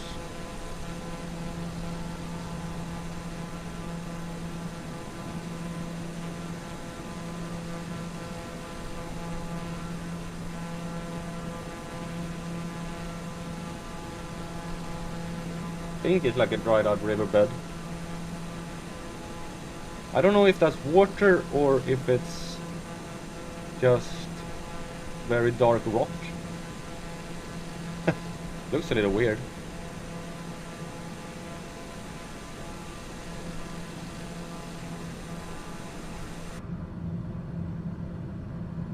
Whoa, whoa, whoa, whoa, we're flying very, very high now. Level out, level out.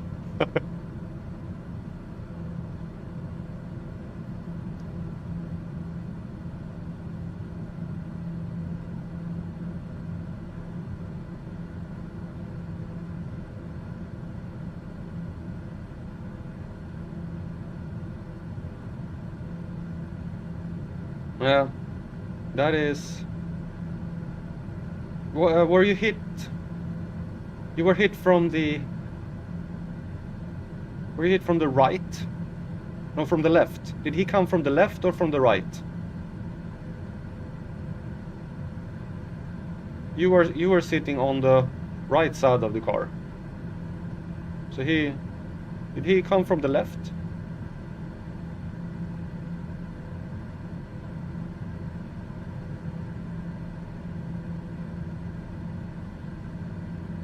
Was it that you said that he blew through a yield sign without stopping? Or yielding to you, just going full speed ahead through those signs? You were hit. He came from the right. Oh. Okay, so you were. Oh, that's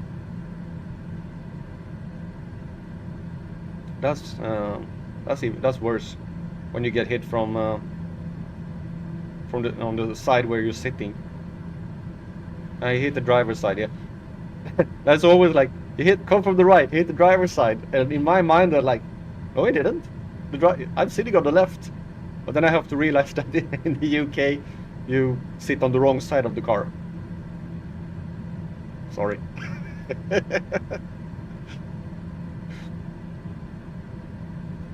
Or as you say, that you sit on the right side of the car, and we sit on the wrong.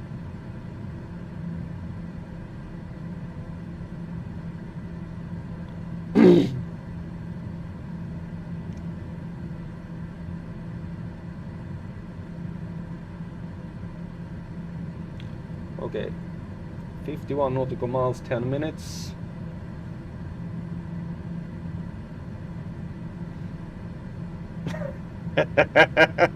Exactly what I said.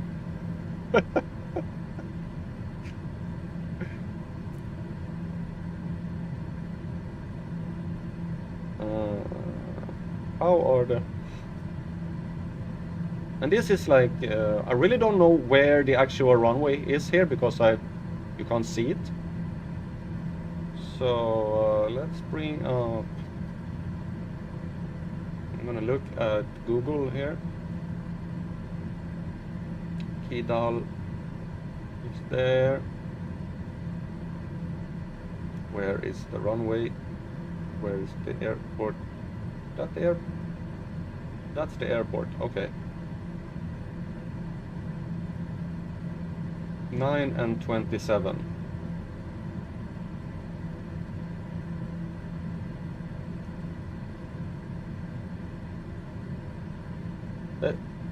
They have what looks like two airports. What?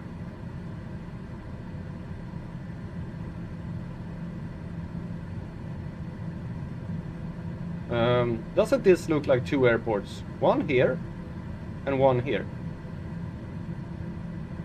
That looks like a runway. That looks like a runway.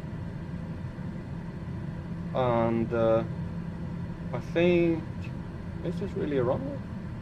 That looks like a runway. But if you check, this one is the one that Microsoft says exists. This one, they don't. Okay, that's weird. You were crossing the junction with a 30-mile dual carriageway to reach the central reservation. He was in lane 2, coming downhill at speed. Oh, okay. And he hit you.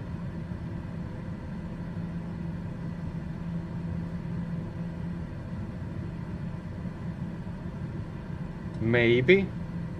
Could be.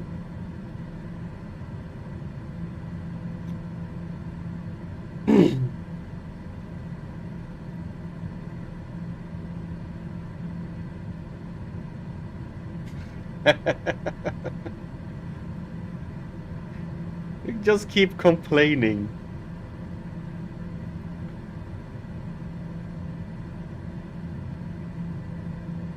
I think it's really good when I go to London that when you're crossing the street, it says on the street which way to look. Because if it didn't, I would look the wrong way, and despite it saying which way I should look, I still look the wrong way. Because it's so imprinted in my brain which way I should look first when I'm crossing a street. Like for us, you always look left first when crossing a street. But in the UK, when you cross a street, you have to look to the right first. And in my brain, that just doesn't compute. I need to start going down.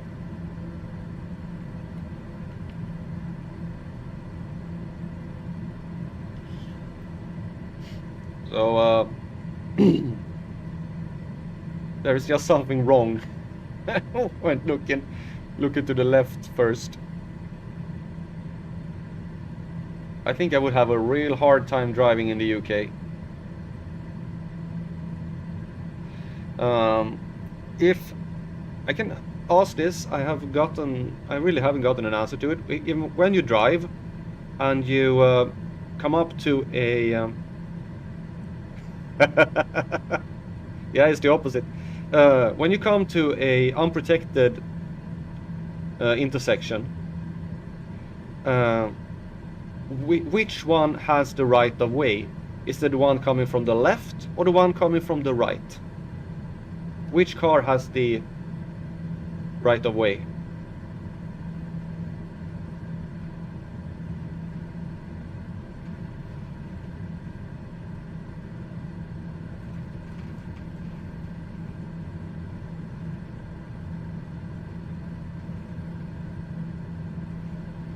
the right. Yep. That that is what even is like. We have it's the same here. So it's the one from the right to have the. So even though you're driving on the left, it's the cars from the right that have the right of way, which makes it even more weird because then it's like the yeah. But in a way, it's good that at least is the same, because then you don't have to reorganize your brain. So it's always like the one from the right that has the right of way. That's good. That's good to know if I'm ever going to drive in the UK. I think that this might be the town, or maybe not. Oh, I've been driving in the US. I have been driving in the US, and they have absolutely no clue about what those rules. In the US, it is biggest goes first, especially if you have a SUV or a pickup. They go first all the way. Yeah, four-way stops. They are horrible.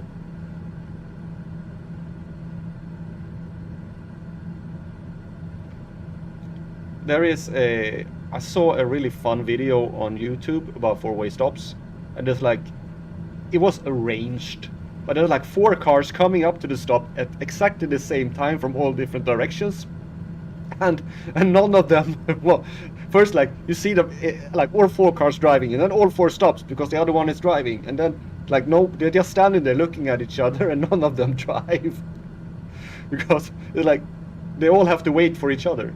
So none of them can drive. It's like kind of...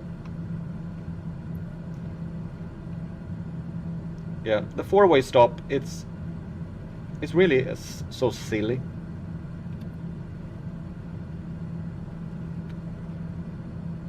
They should learn more about roundabouts, because many of the roads that they have 4-way stops at would be much, much safer with a roundabout. But on the other hand, people in the US don't get roundabouts either.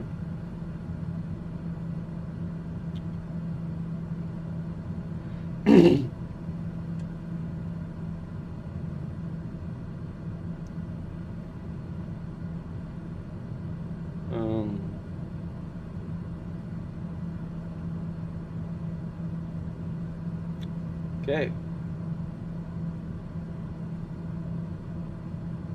Let's see if we can find the airport.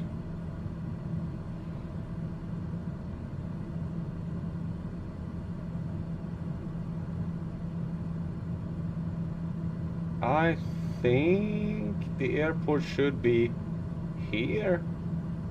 I think it's this one somewhere here.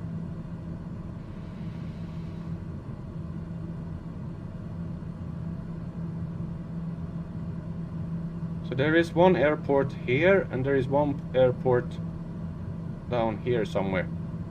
This is Kidal, the one we're seeing there.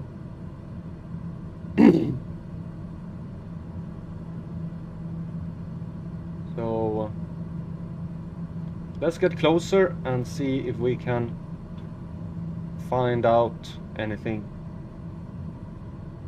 And we should be landing from the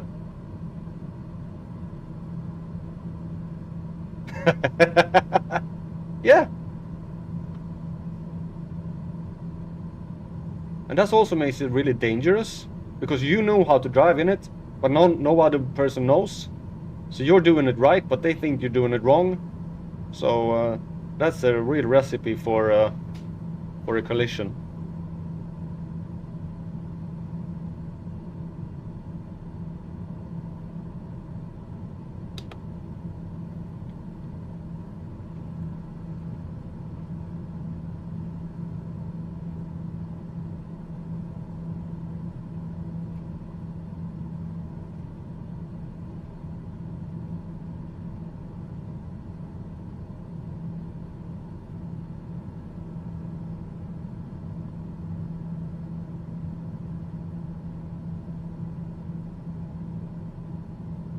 I think this is the airport here, this one that we see.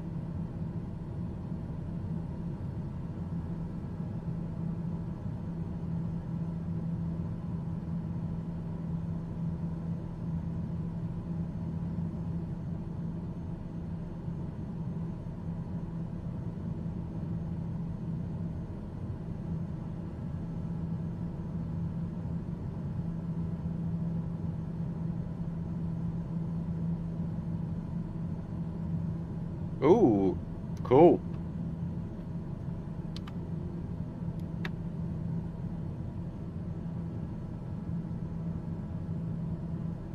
A Mercedes.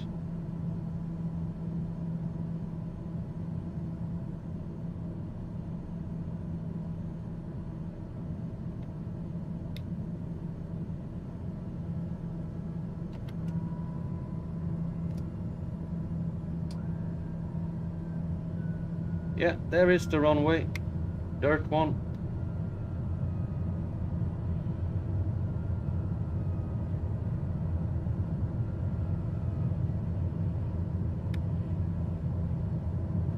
Okay. When I land here, T-Bone, you have to give me a score on 1 to 10 on my approach and landing.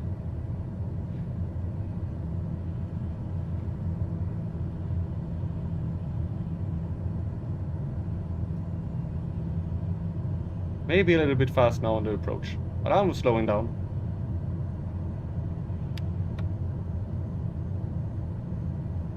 We have a very strong headwind.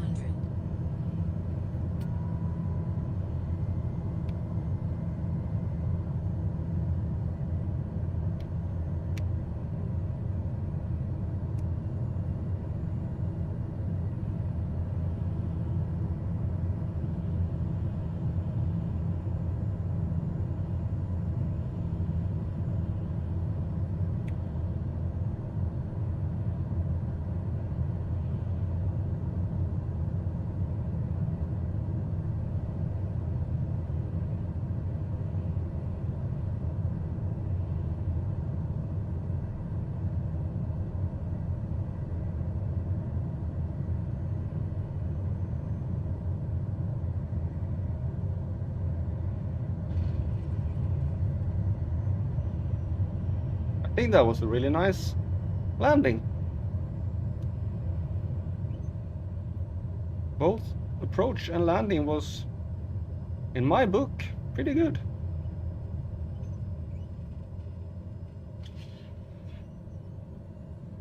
But what does the expert say? What will be the score?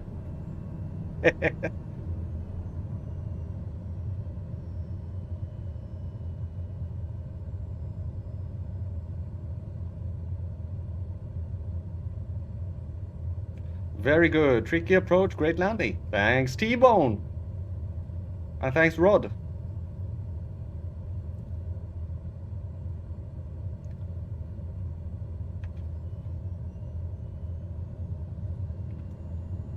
I'm getting better at this.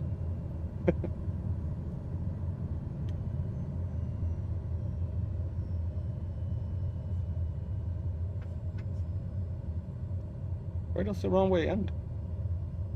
Here, I think.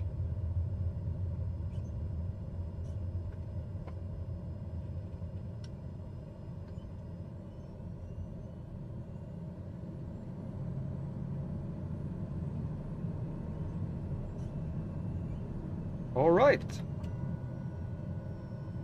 Flaps to start.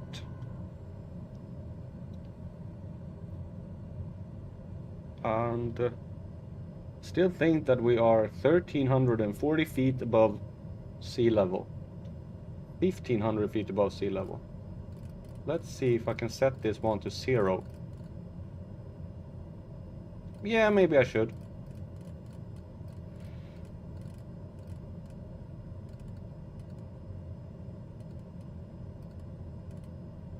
But on the other hand, setting this one to 0 here means that I'm actually setting it to 1,500 feet above, which may not be the good. Just gonna see. What is the...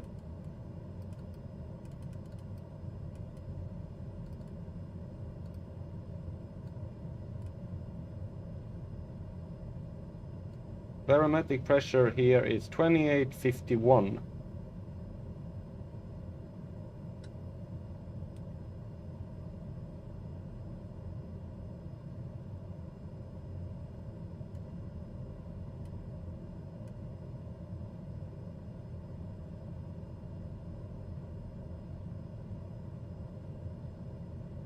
Yeah.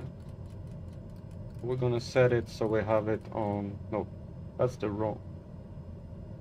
That is the wrong. Yeah, because we are 1,500 feet up in the air.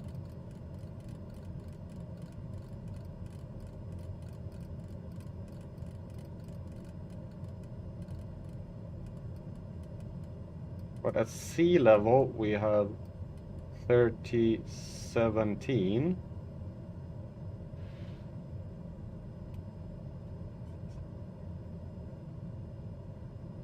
Almost, at least it says 1340. Oh well. All right, we are gonna head to Gao.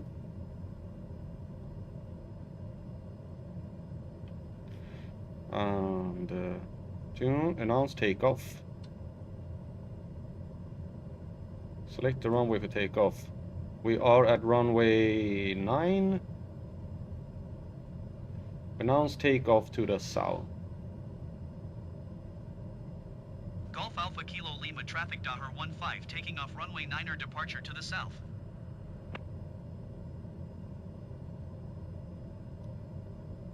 Go. Go. Go or go or go out. Go. GOA. Is the next. GOA. I think it was. No, GAO. GAO.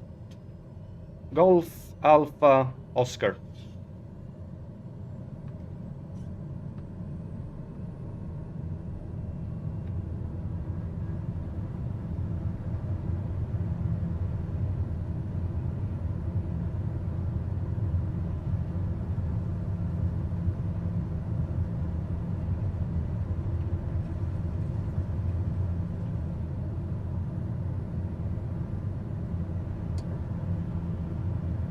Ears up.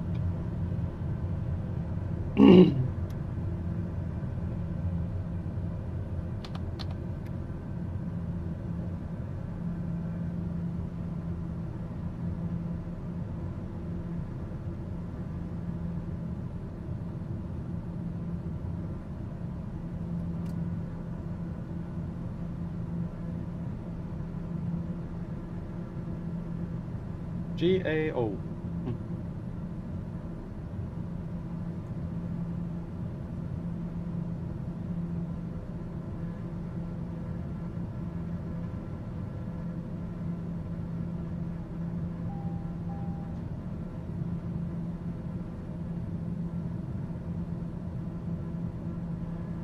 There we go.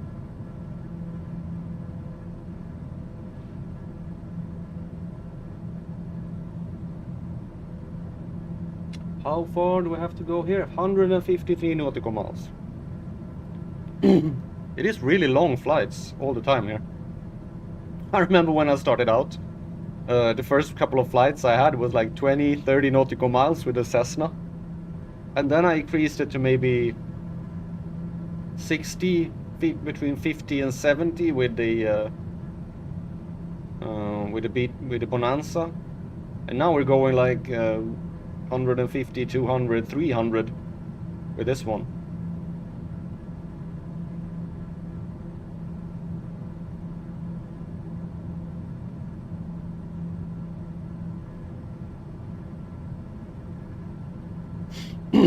The airports are much further apart when you get here into Africa. Like, these are the closest airports. Like, nothing around here whatsoever. And this one is the closest to this.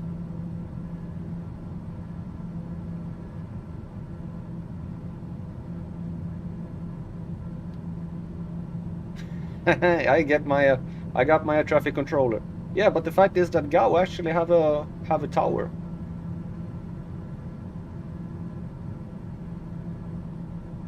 So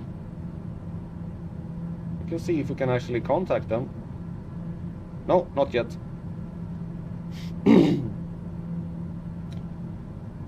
Wind 120 At 13, okay. Well, that's a side wind. That's not so funny. Dust reported at 6,500 feet.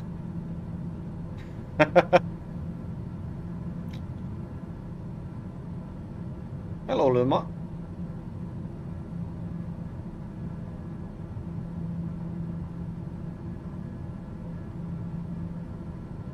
Are you gonna go to your normal place? Yep. Okay, she's destroying my chair first.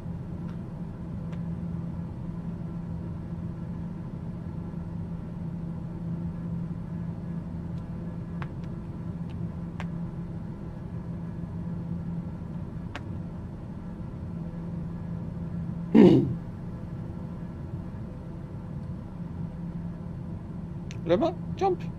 Yay, good kitten. I'm gonna make everybody happy. Or sad. Or both. Hello.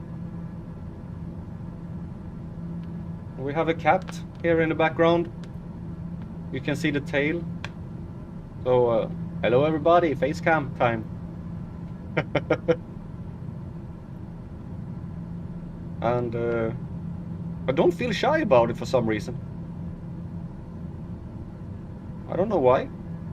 I usually feel really shy about showing myself on camera, but now it's like, hey. And I found T-Bone. I found out something about D when I watched his stream. I think it was 2 days ago. He said that him being on camera is your fault.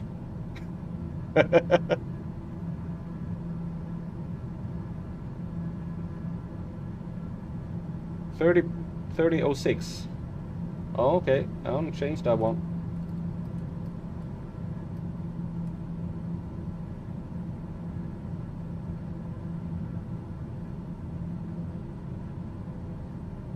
Yeah, you do. But D said that him being on camera is your fault.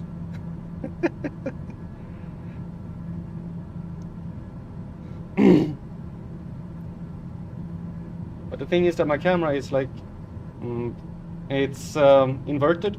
So when I turn to the left, I turn to the left on the screen on the camera. So it gets me a little bit confused.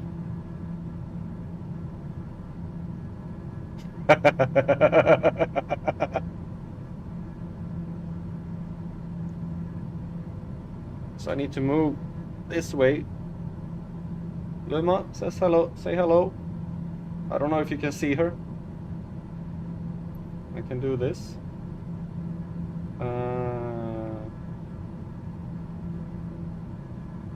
Face cam. I don't know if you can see Luma, but they're back. You can only see me.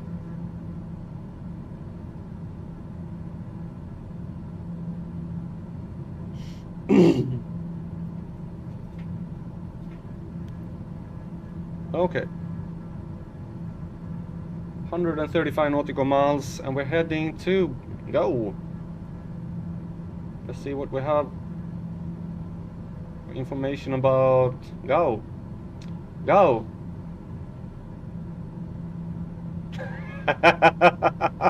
Chair enhancement. Yeah.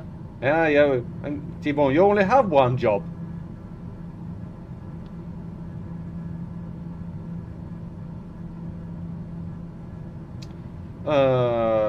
Gao is a city in Mali and the capital of the Gao region. The city is located on the river Niger, east-southeast of Timbuktu, on the left bank of the junction with the Telemesi Valley. For much of its history, Gao was an important commercial center involved in the trans-Saharan trade. In the 9th century, external Arabic writers described Gao as an important regional power. And by the end of the... whoa, we have some turbulence. I want to watch my speed.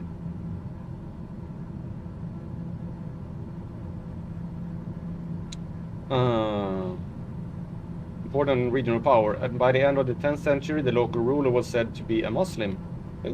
Towards the end of the 13th century, Gao became part of the Mali Empire, but in first half of the 15th century, the town regained its independence, and with the conquest of Sunni Ali, we have some turbulence going on.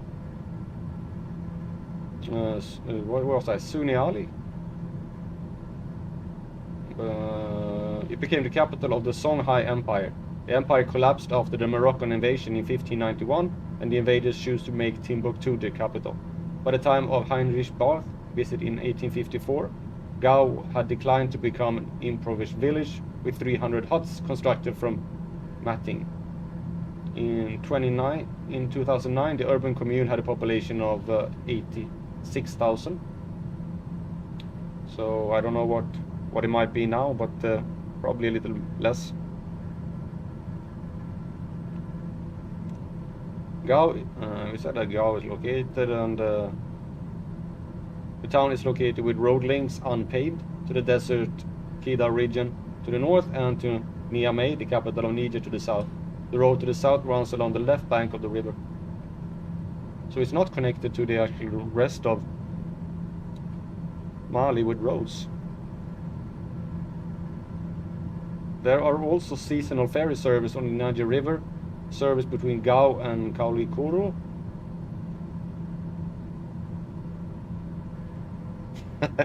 Yeah, heated headrest, like this. Oh, nice. Hello, Luma. And a heated headrest that gives you a massage. It's a purring headrest.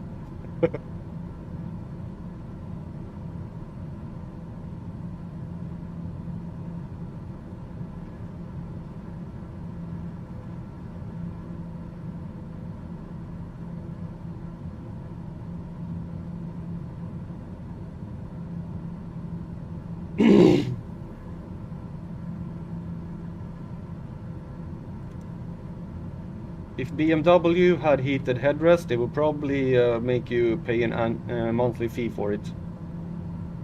Did you hear that when the seat heat in that BMW wanted to charge you a monthly fee for being able to use the heat seating in the car?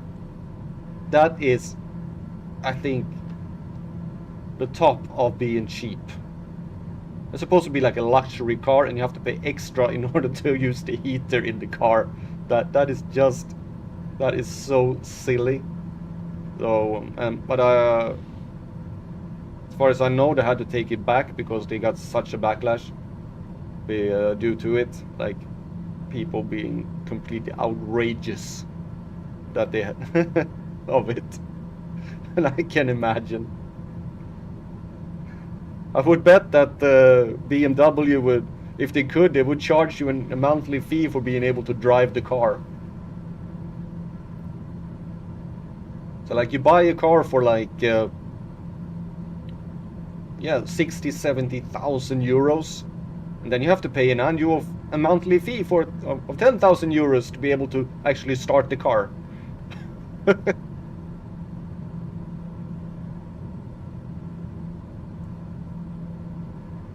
And if you don't pay it, you won't be able to drive the car.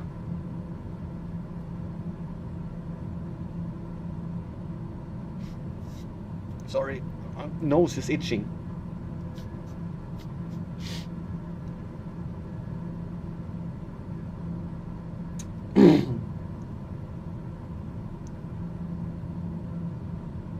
That is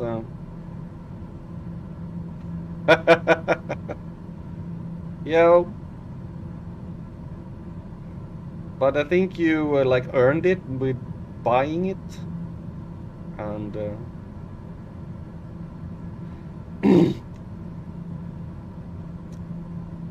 was something I was gonna say.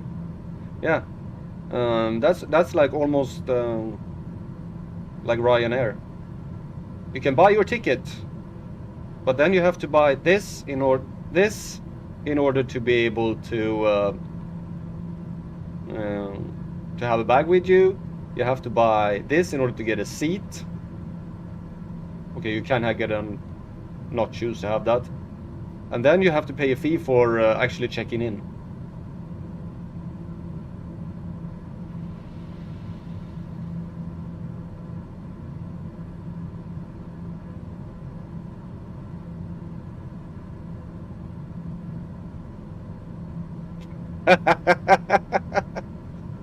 Yeah, that would be horrible. Yeah, you can buy the car, but you're not allowed to drive it.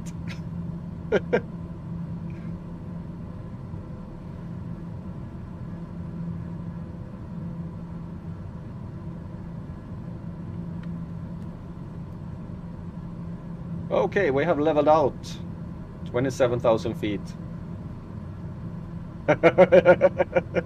Oh, so that is the reason, T-Bone. That is why BMW drivers never use the indicators. They haven't bought the executive subscription.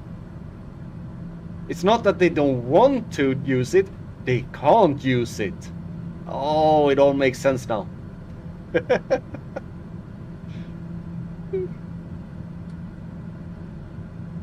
That makes perfect sense.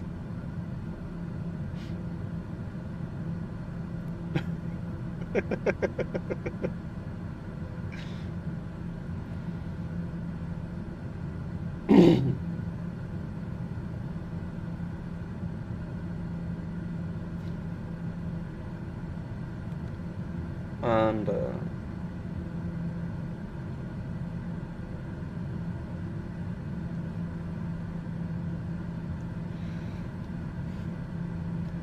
yep, so we have figured that one out. So what do you need to use the which kind of subscription do you need to use the wipers? Oh, we're making fun of BMW drivers now. Sorry to anyone who's having a BMW.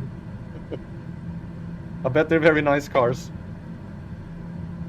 Actually, the car I have is actually owned by BMW, the brand.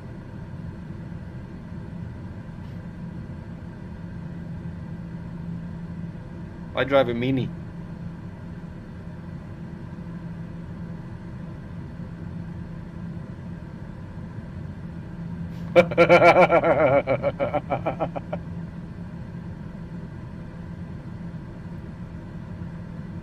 Are we really sorry? We didn't mean to do that, but we wanted it. And he would apologize in a really British way. But is a Jaguar owned by Ford, or was it some other company that bought it now? Did Ford sell it? They did own it for a while. I'm not sure if they still own it or if they sold it. Because I've seen this that it was a while when you got into a Jag, and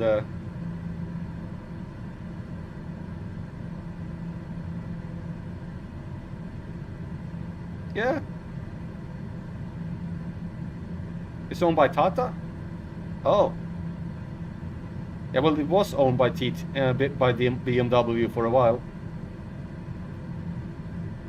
Yeah, but actually, it works really fine.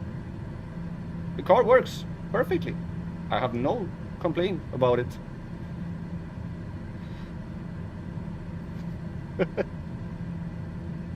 There was a while when you bought the Jaguar and you got a Volvo key. The key to open a Jag was the same that you got when you opened the Volvo. So I don't know how it is now.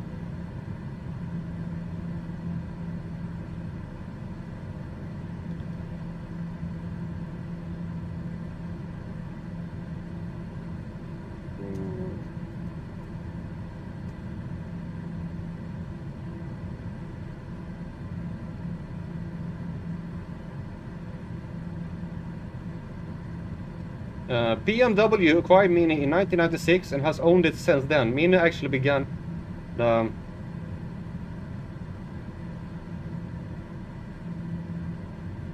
no, BMW still owns Mini. It hasn't said anything.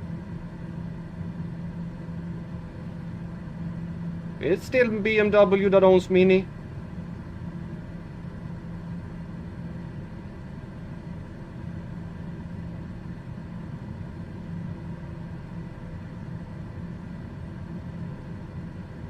It is still owned by Mini. I don't know what... I've heard that with Tata Steel as well, but I don't know what it is. That's because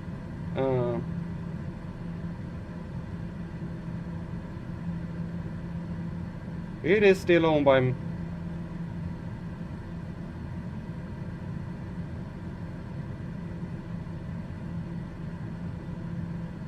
It doesn't say anything about Tata.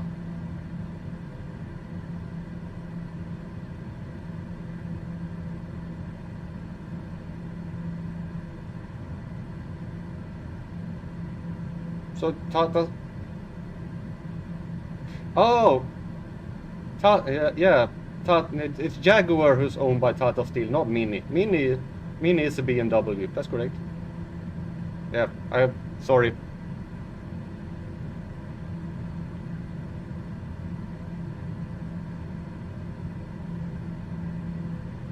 Yeah. So I have a BMW, but it's still an own brand. But the car you had, that must have been made when it was owned by Rover, or was it Ford?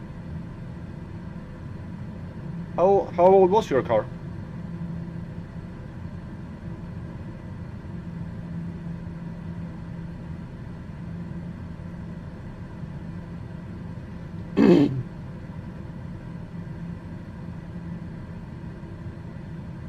Well, actually,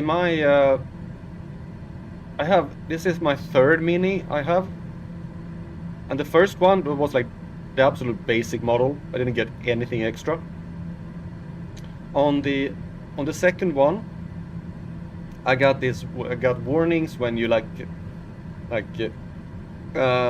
when you get closer to something.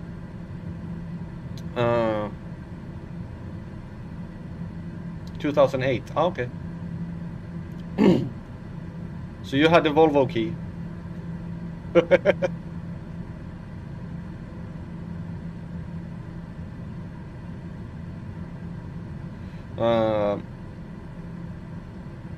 And then they asked me if I wanted to pay extra to get the GPS, and I said no, I don't need that. I have my phone. And then when I got the one I have now, GPS is standard. You can't get it without the GPS. That's pretty good. Not that I use it much, but actually a Ford key. Yeah, but I think it's actually the same.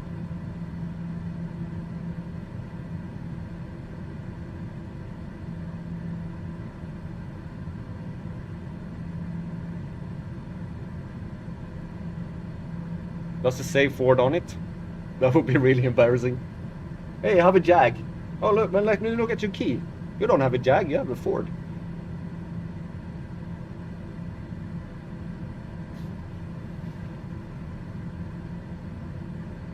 Yeah, man, it would be better if you had your face on the other side of the chair.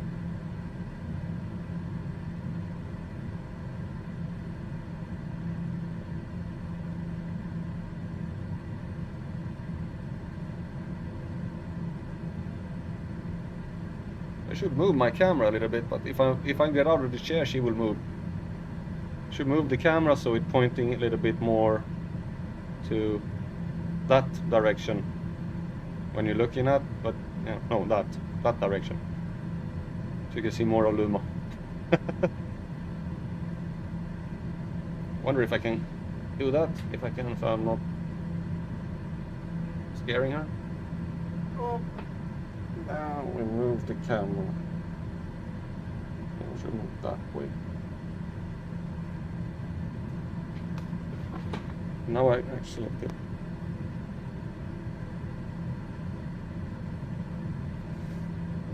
Oh.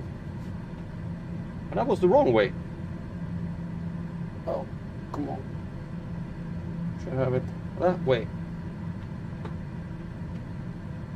And zoom in again.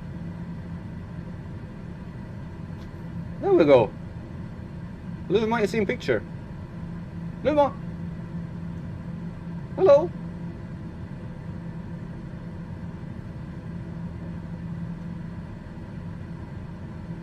Yep, okay. Luma, you're on camera. Smile. And here comes Smile as well. Hello, Smile.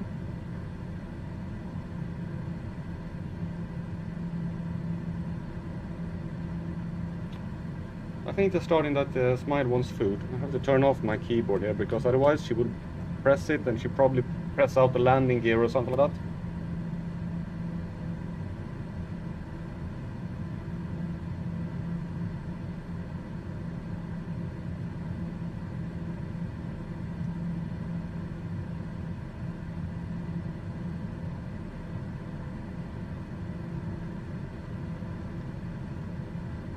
Yeah.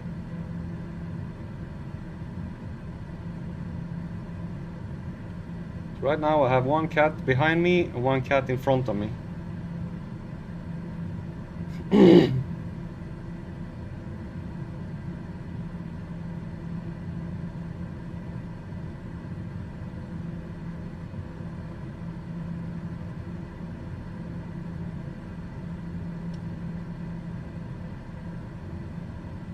Okay, we're passing by the river here. So we probably have Gao somewhere. Here is the Niger River. So Gao should be somewhere in front of us here. We have 61 nautical miles left.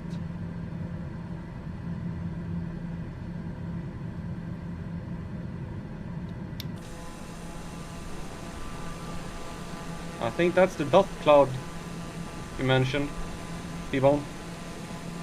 Lying straight over the airport. What a surprise!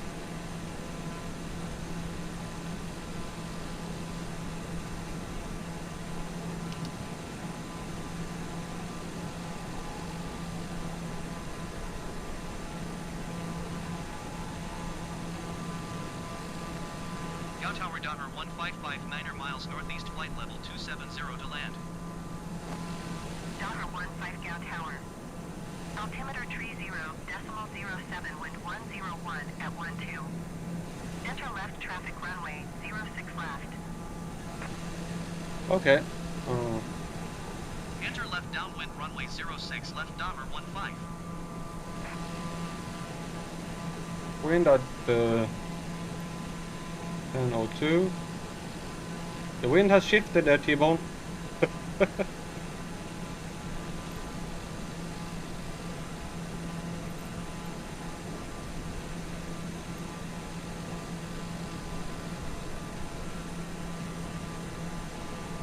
Can't see the actual runway yet.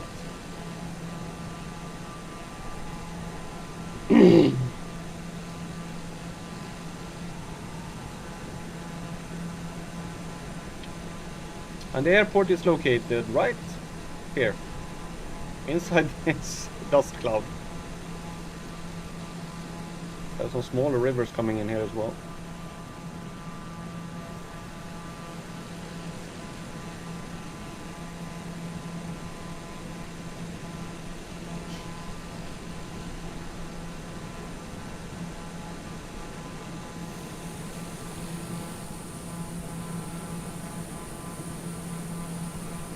Hello, Ed. The tomb of Askaya. Oh, you keep telling me of these things, and I probably already passed it, or is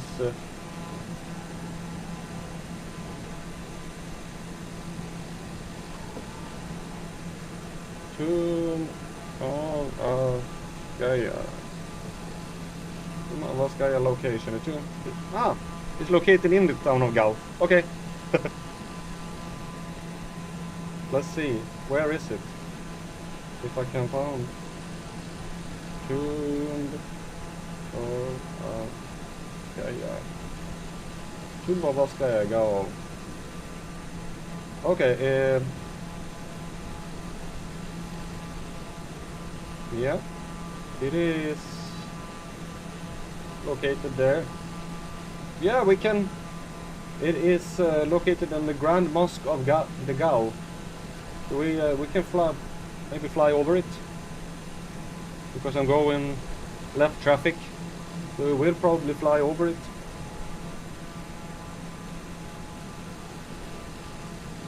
Yeah.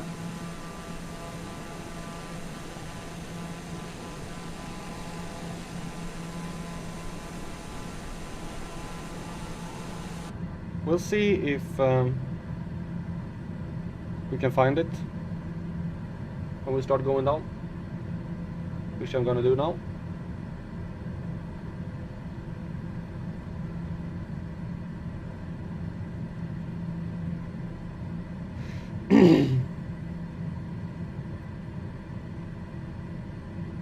Let's see if we can get a glimpse of that mosque.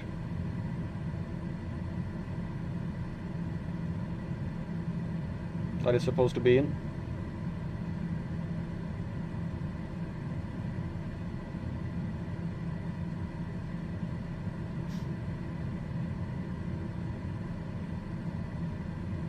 The Tomb of Askaya.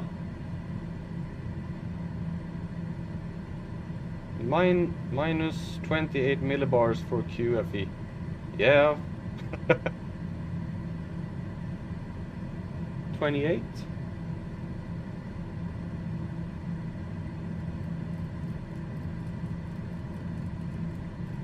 Is it 28? Or, yeah, I don't know. They said... I don't know.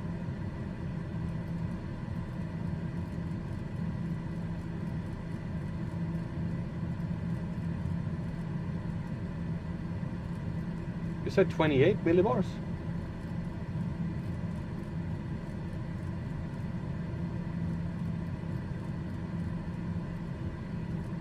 So this one should be on 28? That's really low. Or did I misunderstand? It's minus 28 millibars for QFE.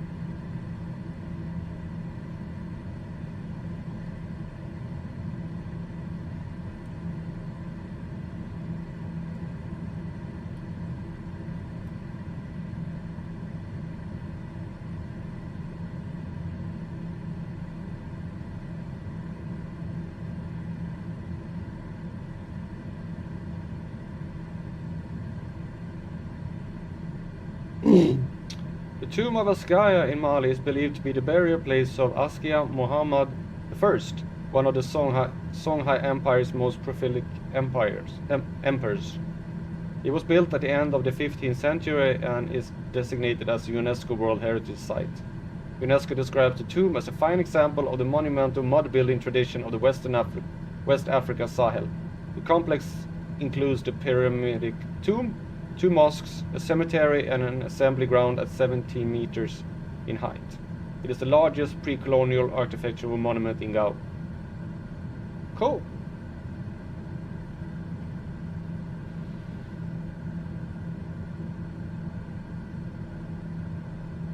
Okay. Yeah.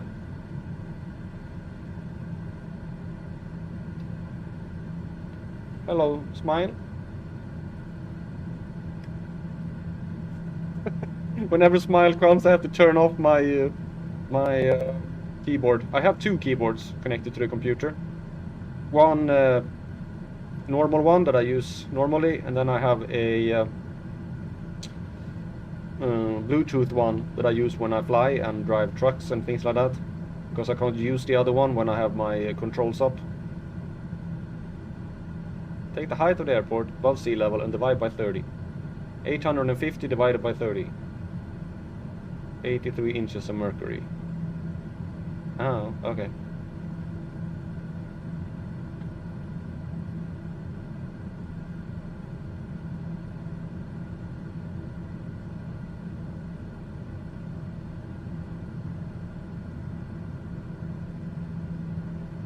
How far are we? 24 nautical miles.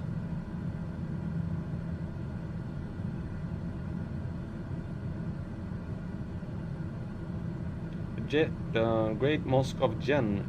Yeah, where is that one? Jen.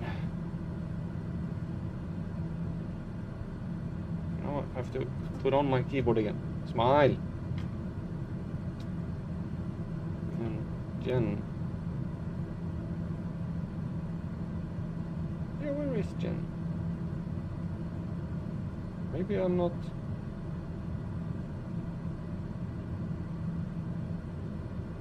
Did I miss a town that was... Jen, Mali? No, I'm flying towards Jen. I'm not flying east. I'm going west. I have flown from Kidal down to Gao, and next time I'm going to fly to what is the next one? Mopti. The fact is that I don't think Jen actually has an airport. No, it doesn't. That's why. But I can set we can set course towards Jen and fly over the mosque there. Can do that. Take a little, because from Mopti, I don't know where we're flying next.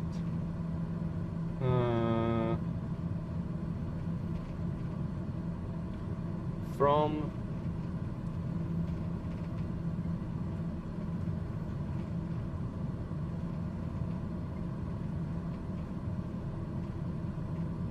Kolikani. We can take a little detour over Jen, so I'm flying that way.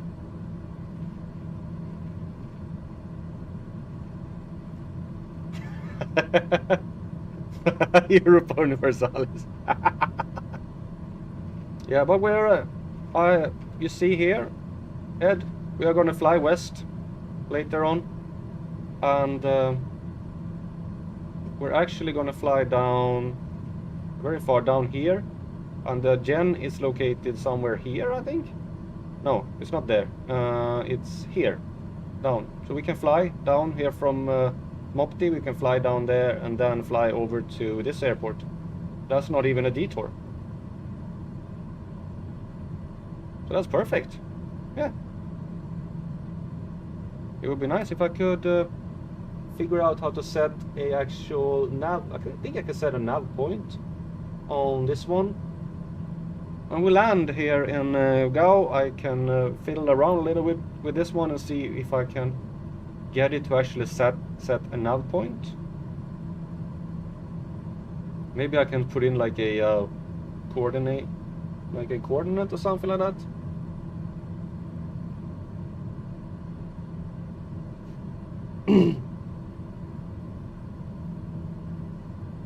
Or I'll just take off from here and put on an estimated direction and fly in that direction. Here we're coming in towards the city of Gao now.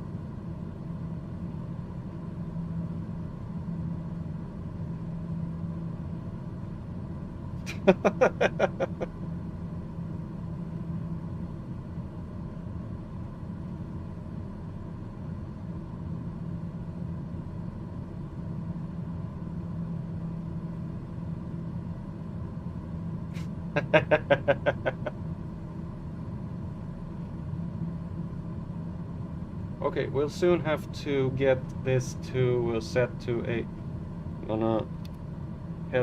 we're currently heading to 10. We should head a little bit more to, I'll set it on 230, 240 actually.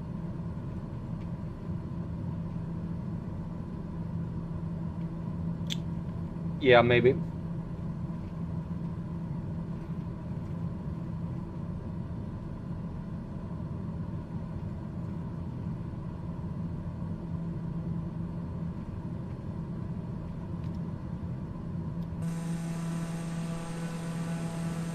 There is the runway, and the city is over there.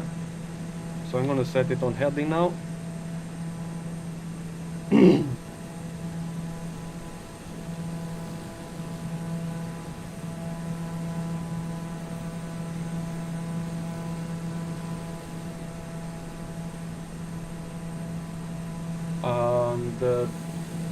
The tomb of Oskaya is located here. I think it was here.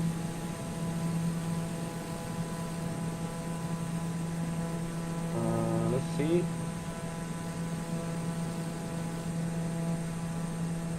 No, it is here. There is Tumbuktu. Daha 15, wind 101 at 12.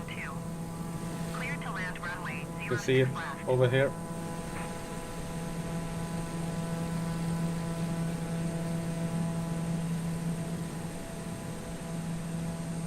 Maybe we can... Clear to land runway 06 left Dahar 15.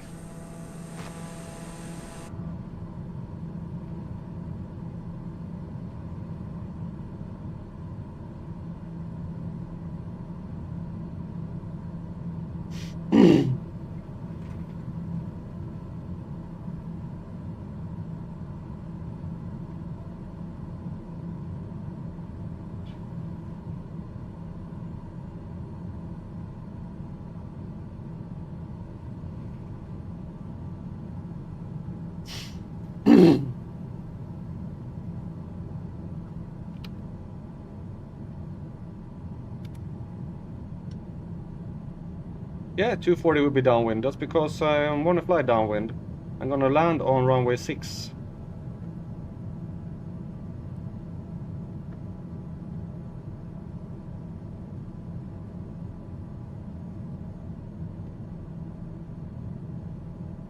We're turning around now. Heading 06. I probably have to turn more.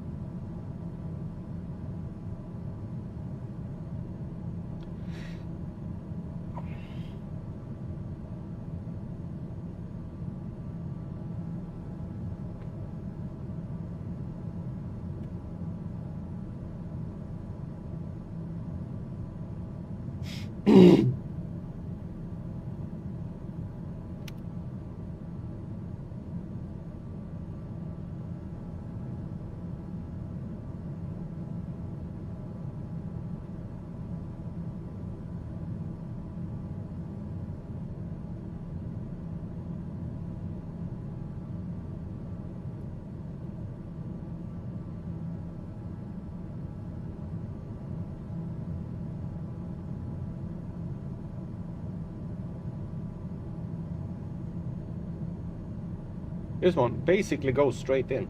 I just follow the purple line and I get straight into the runway.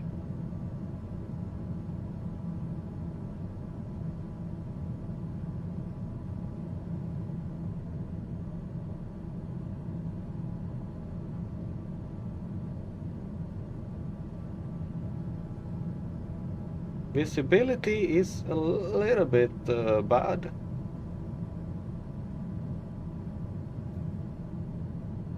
Actually don't see the runway yet. It's because I'm going off course. Yeah, it's a little bit poor visual. I don't know why it keeps going. It's blowing. Oh, no. There it is. I see the runway. Okay, flaps. Bit more speed. Gears down.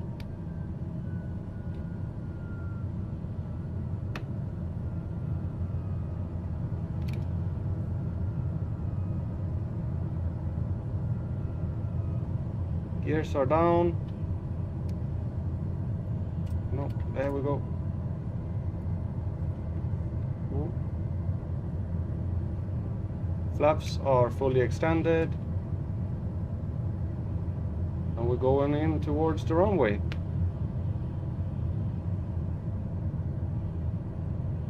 Yeah, speed is going down. So I want to put some more on it.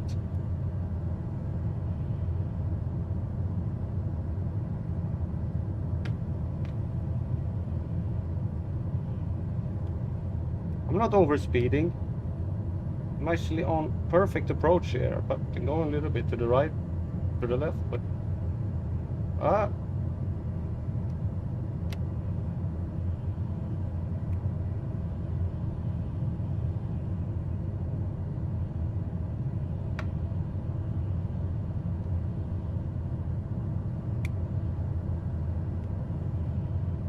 Come on. Ah, it's some downforce. Some like, what you say?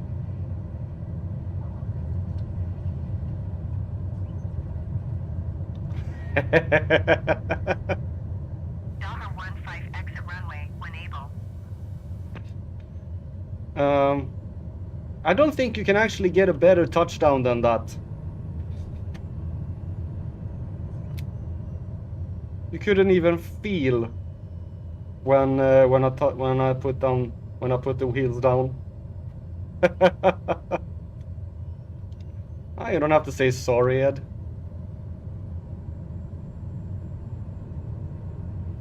I think that was a...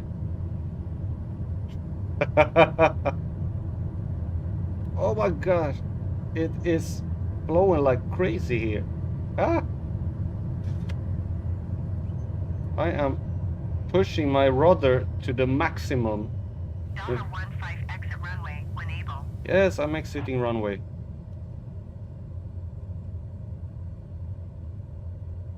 Okay, how much fuel do we have? We might as well fill up some. A little too fast?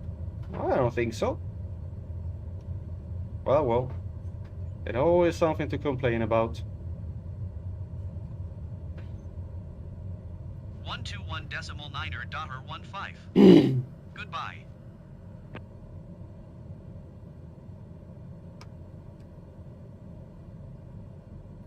Okay. How much fuel do we have? We are at 26. And the next one we're going is 259 nautical miles. I want to fill up on fuel.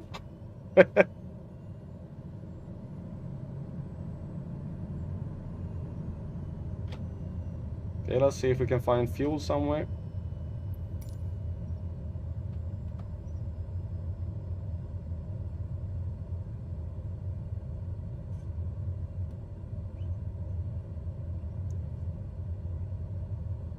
But I did put it down without...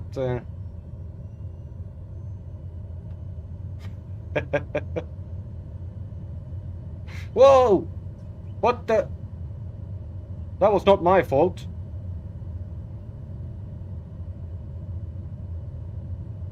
It was a bloody...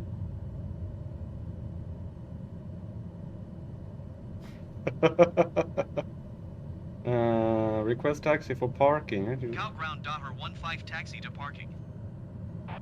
Daher 15 taxi to general aviation parking via taxiway.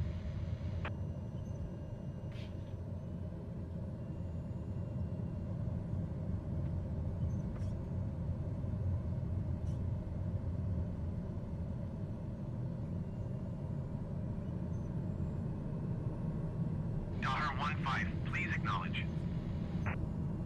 Taxiing to general aviation parking using taxiway Daher 15. Let's see if we can get a fuel supply here. Calground Daher 15, could you please send a fuel truck? Daher 15, the fuel truck is on the road.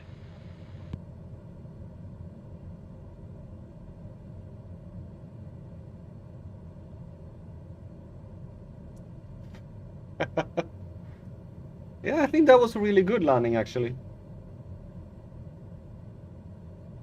Hello, fuel truck, I'm here.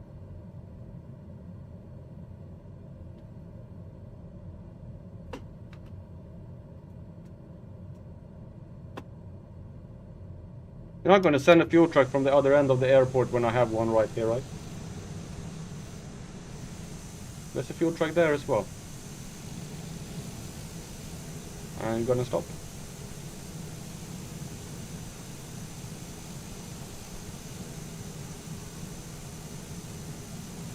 Thank you. Since we're gonna go there, I'm actually gonna fill up a little bit more. GSX Pro.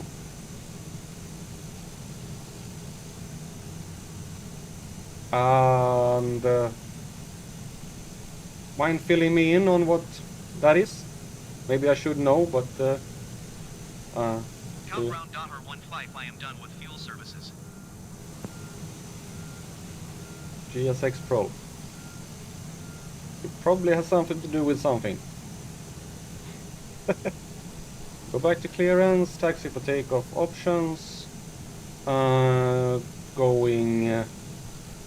going west. Dahar 15 taxi, 2 and hold short of runway 06 left using taxiway. Contact tower on 118.5 when ready.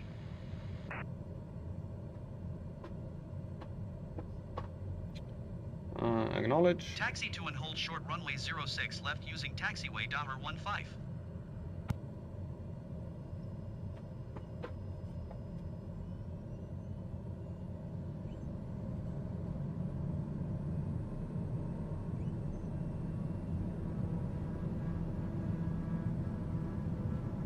Oh, cool.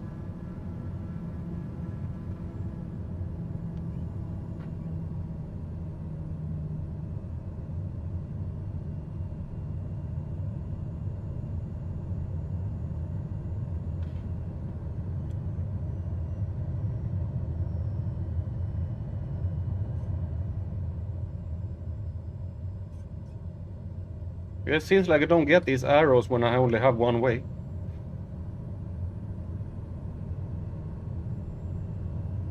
Talking about that, I'm gonna stop here for a little while outside what I think is the terminal building. Looks like it. Follow me car. Oh, cool.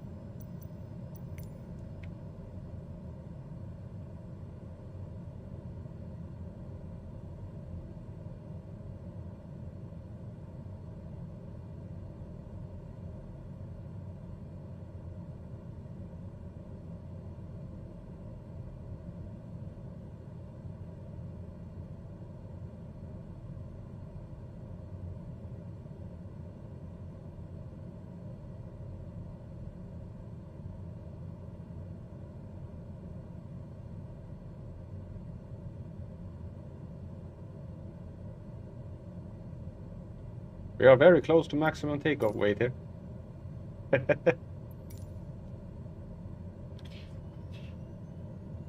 All right. We are going.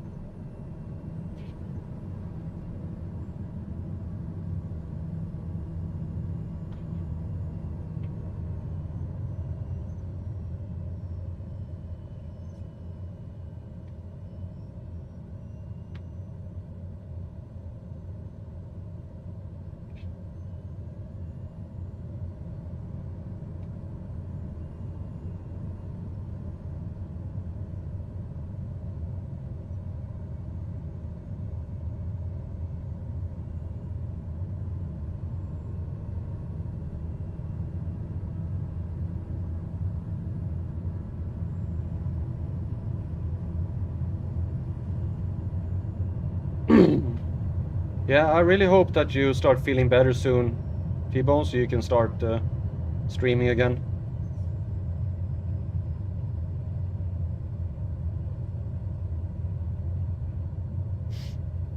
Maybe start streaming some Flight Simulator as well. Or at least record it. Would be cool to see you fly.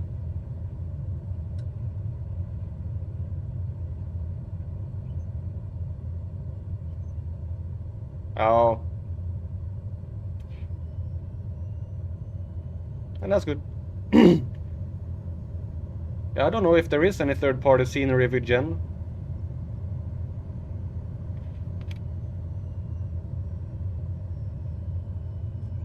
Maybe there is.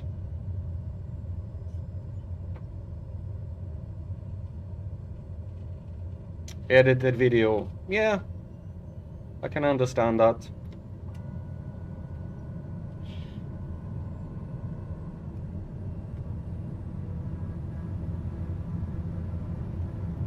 Are you flying around Gen now, Ed?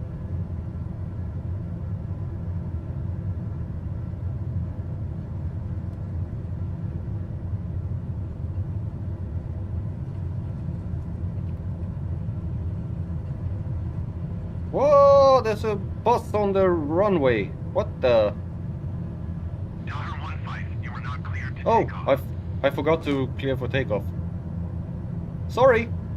I got distracted.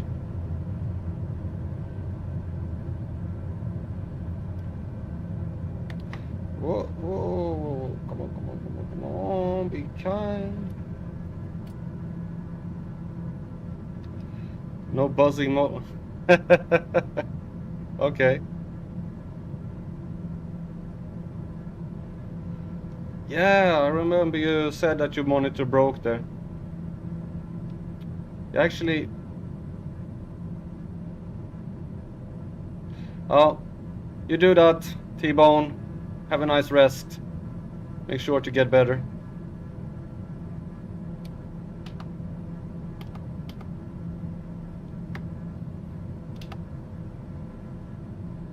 I want to go this way.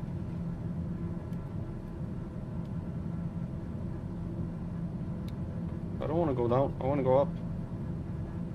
Thank you.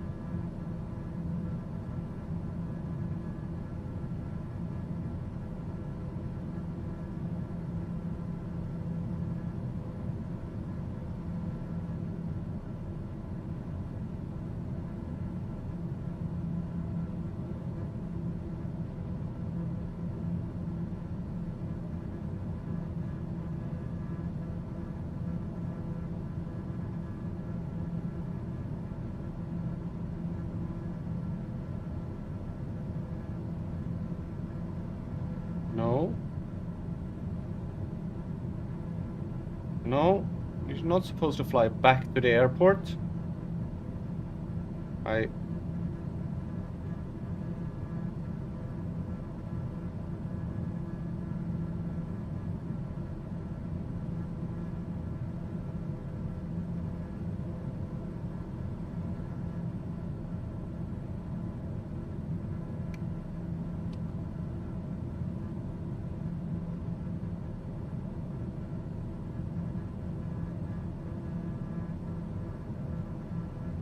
Where are you gonna go? Come on. Follow the line there, plane.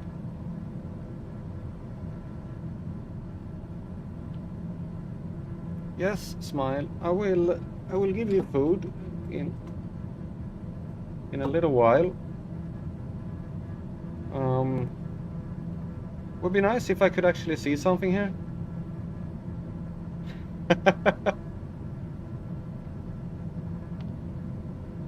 Smile is... Oh, yep. The tail of Smile.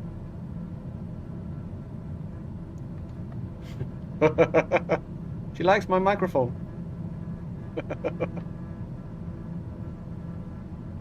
Smile. Oh. No.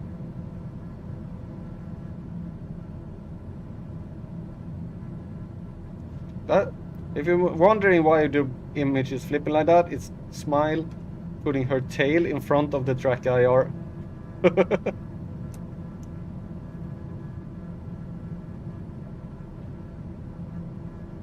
Okay.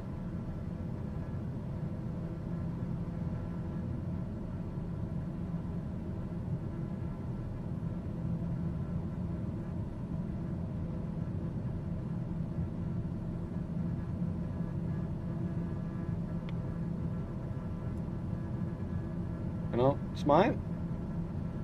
I really can't see the screen. I want to get up to cruise altitude, and then you will get your food.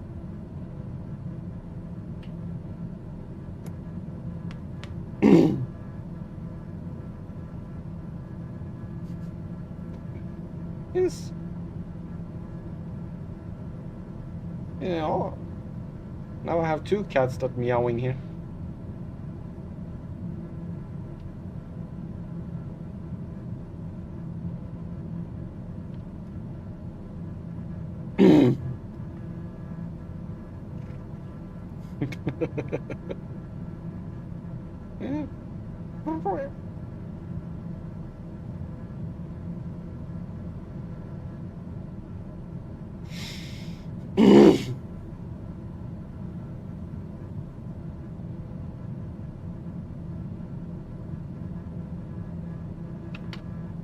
This is a long flight.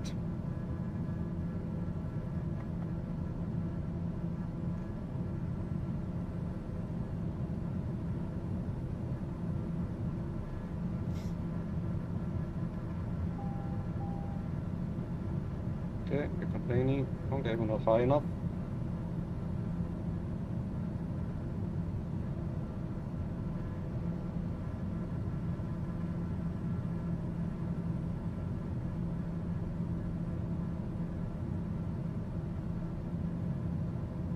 Well, I need to see something here. I need. Yeah, they are up. Everything is up.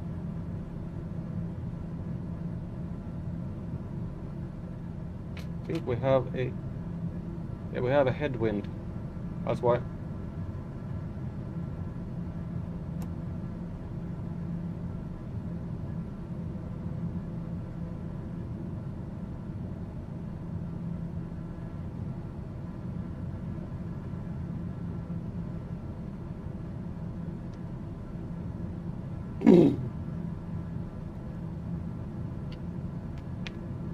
Yes, meow.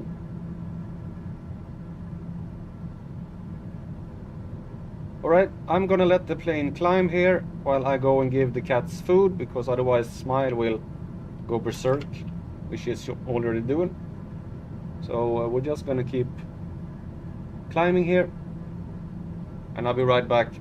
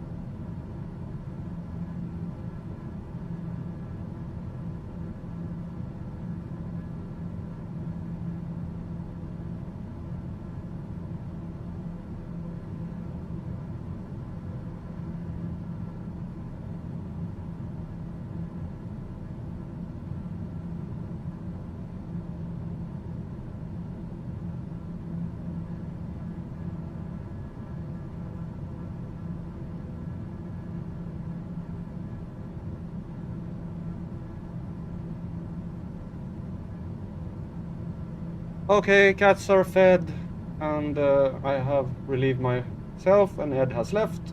Well, it's just you and me, Rod.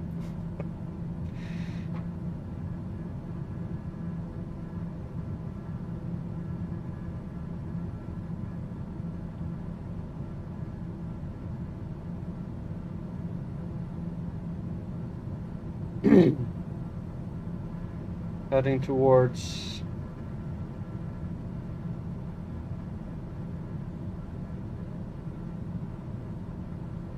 let's see, there. Heading towards Mopti. It's a town in an urban community in the inner Niger Delta region of Mali. The town is the capital of the Mopti Circle and the Mopti region.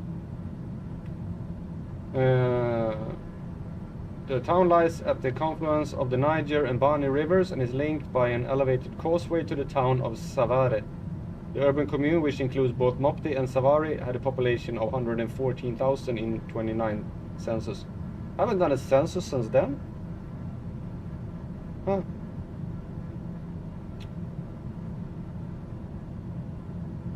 The town of Mopti derives its name from the Fulfulde word for gathering. The name replaced the earlier Bozo name of Sagan. Unlike towns such as Dien, Timbuktu and Gao, Mopti was a village until the French conquest of the end of the 19th century and did not play an important role in the history of the region. Yeah.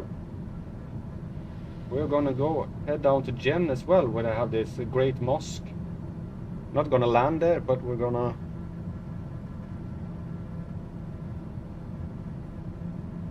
Why are you having such hard time flying?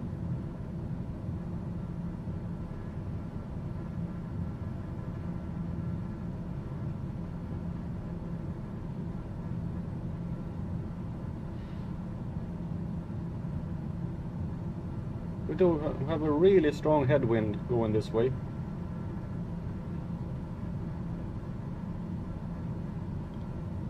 And I mean really strong.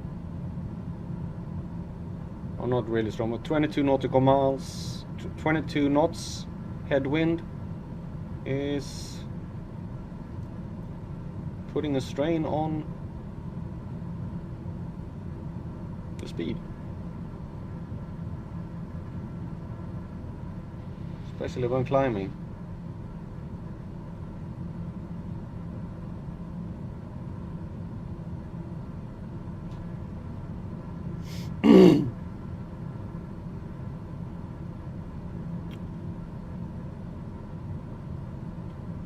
I'm gonna fully laden.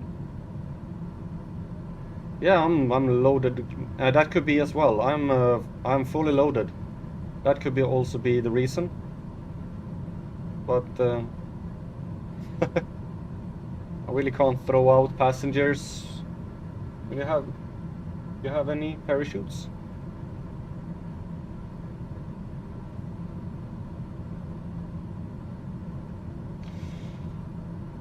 Okay, let's see here. Mopti. Where is Mopti? Mopti is there. Then from Mopti, I'm gonna find the airport there. We're gonna head down to Dien at a 217 degrees. We'll come directly over Dien, or similar. That's from the something like that, 217, 215. We're gonna head down. As you can see here's Mopti Airport. There's no other airport. And Dien is located here, I think.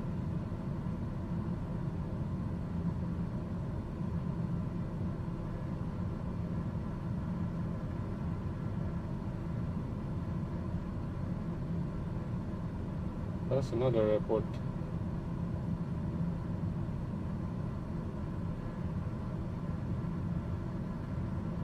Dignaga.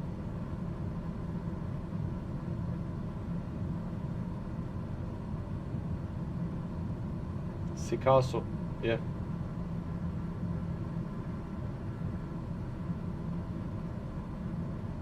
There are places in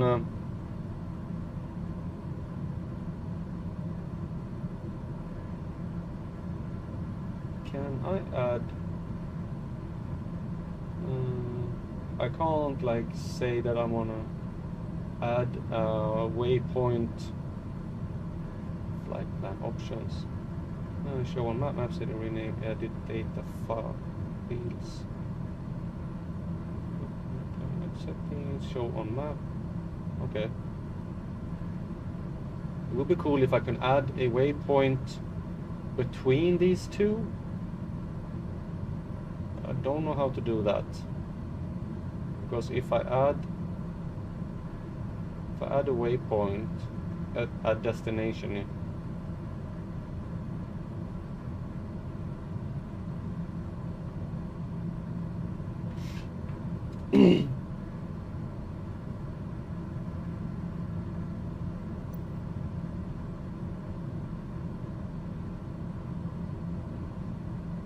okay, now we can level off.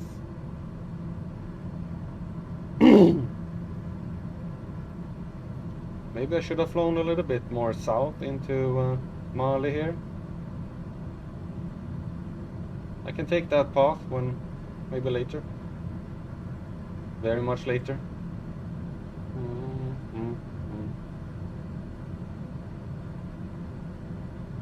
Yeah.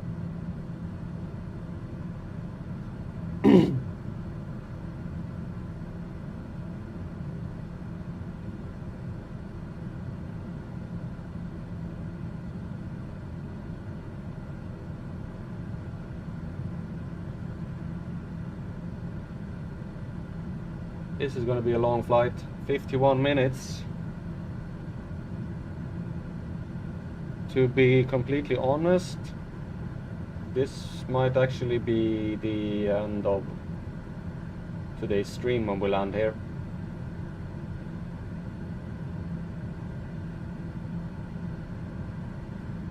Which is actually what I had planned from the beginning. I just added the rest of Mali to the flight plan when because I felt like it.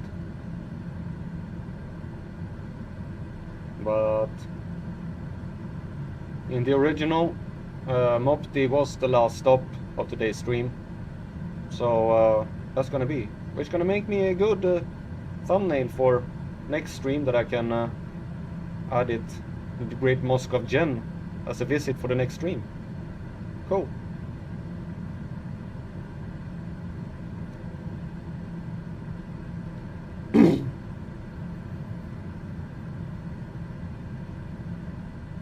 So Mopti will be our last port of call.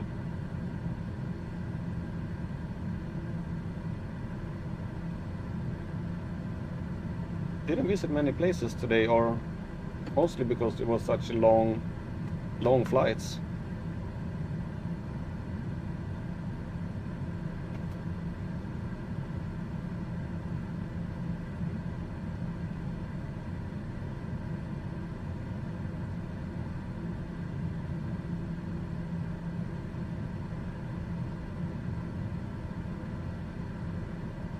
Yeah, when we get there, it will be a little bit over, be around 4 hours stream time when we get to Mopti.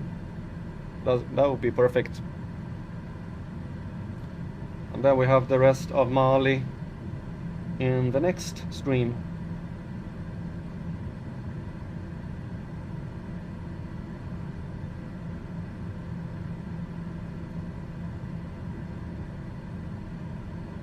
Which will be on Sunday.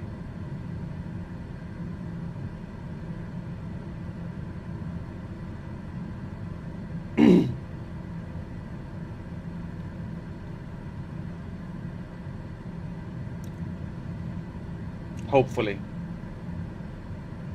that I can have gotten my new computer started. And Jen, you heard about the Great Mosque of Jen and everything. So you imagine that Jen is actually like a big city, but it's not. It only have like somewhere between 30 and 40,000 people. So it's actually really small.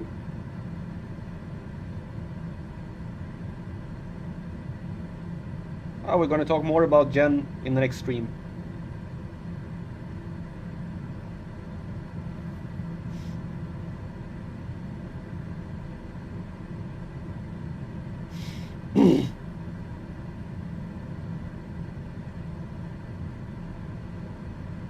Now we're just gonna enjoy the last part of our flight here.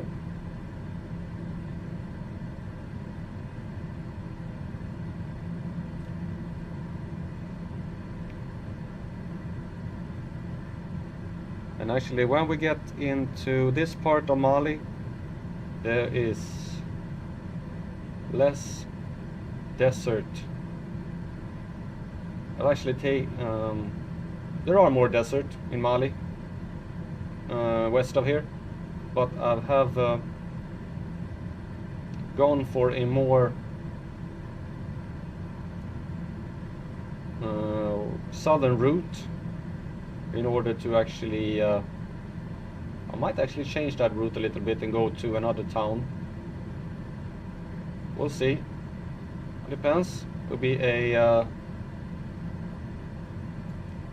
surprise for Sunday, which route we take through Mali.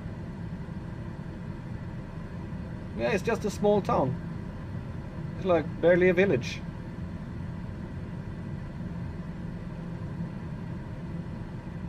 I think the largest city in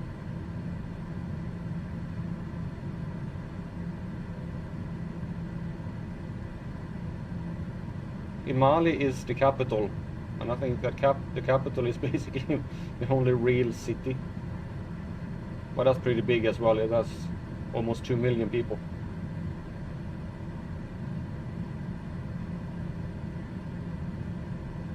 But Mali is not the most populated country in Africa. If I can.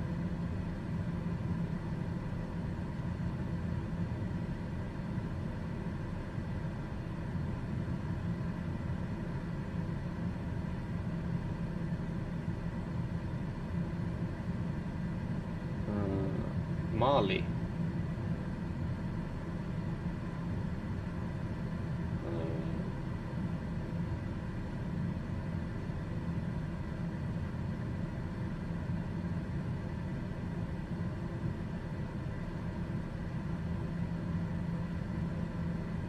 What? That wasn't what I wanted. Mali. It's a landlocked country in West Africa. Mali is the 8th largest country in Africa with an area of 1.2 million square kilometers. That's about 2.5 times of Sweden, and more than twice the size of France. So it's big. You might not think it, but that countries in Africa, they are big. The country is bordered by the north by Algeria, to the east by Niger, to the northwest of Mauritania, to the south of Burkina Faso and the Ivory Coast, and to the west by Guinea and Senegal, which we're going to head into after Senegal. Senegal is the next country on the list. The population of Mali is 21.9 million, 67% of which was estimated to be under the age of 25.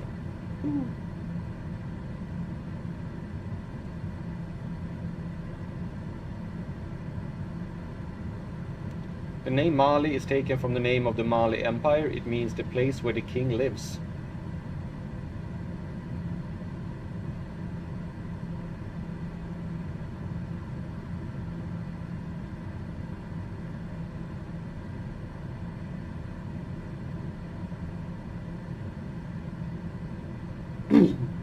It's a big country.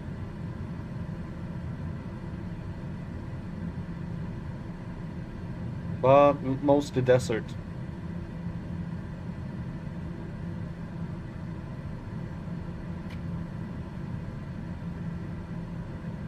But you have this southern part of it that is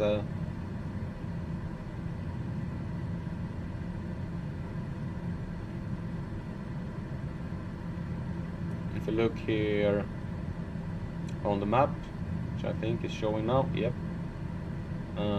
We are currently flying towards Mopti, that is up here. And you see this whole part here is the main area, and that's just desert, desert, desert. And you have this part down in the southern, which comes closer to the equator, and you get more of the forest and more greenery. First I thought about flying from from Mopti over to around here and then down to the capital and up, but I'm actually thinking now that maybe flying down from Gen and flying down here, flying this route instead, and then up here. KS will be the last calling point in Mali. Then we'll fly into Senegal, which will be some more desert. Oh, come on. Yeah, deal with it.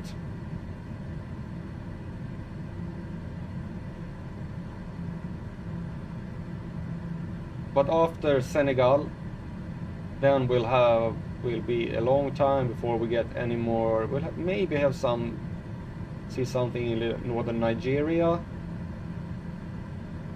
But then there will be a lot of non-desert, and then it won't be until we get down to Angola, Namibia, and South Africa that we'll see some desert again, which will be nice. I'm growing tired of the desert. And after that, we'll fly through the tropical zones again, and then we'll get up to the northern part of Africa where there is desert.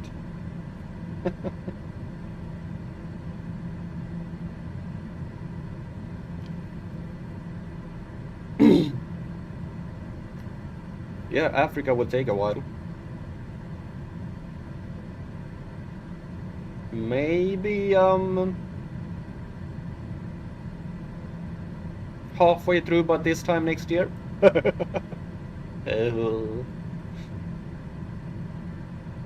Well, I have a faster plane now than I had before, so the part of Europe I was flying took about a little more than half a year.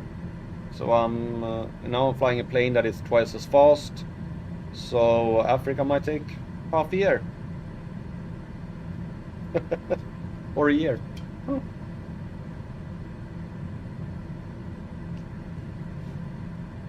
No, that'll be fun. And then we have the rest of Europe, and we have Asia, Middle East. Oh. What have I gotten myself into? Yeah, but what have I gotten myself into? Saying I'm gonna visit every single country on Earth.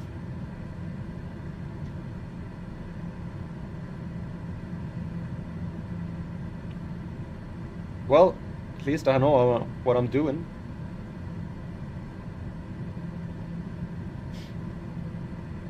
Yeah, how fast are we going right now? We are currently cruising at 350 knots. True airspeed. Mostly because we have a headwind of 40 knots. Holy.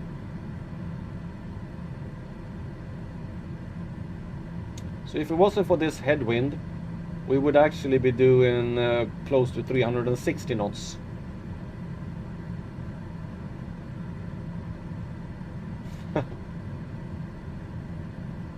Well, there really aren't any places to land in Antarctica, but I'm planning to at least fly over part of it, because when you get down to the southern part of South America, I wonder if there are any. There should be. I think there is some airports here. We have an airport in Puerto Williams, Airporto Guardimarina Zanarto, and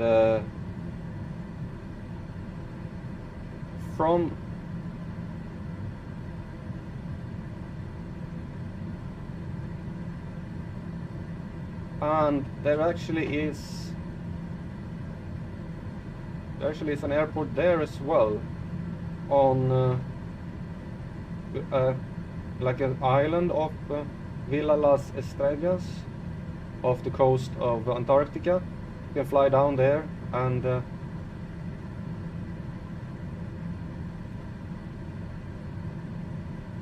get a glimpse of Antarctica. So that can be done. Wonder how long is it? Puerto Williams to there. Oh, it's just 500 nautical miles. I can do that. And we can at least fly and take a look at Antarctica. But that flight is nothing I'm going to do on stream. That's going to be me just flying by myself. Please don't say there's an airport here.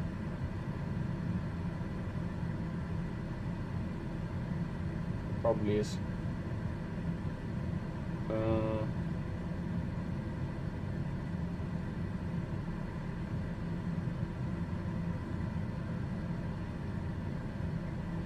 I don't know.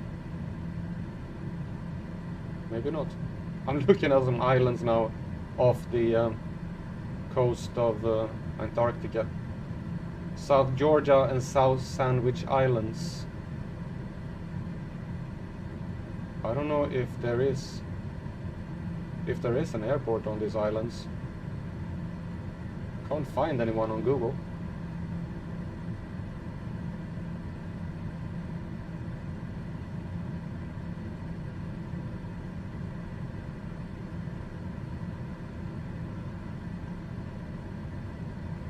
So maybe there aren't.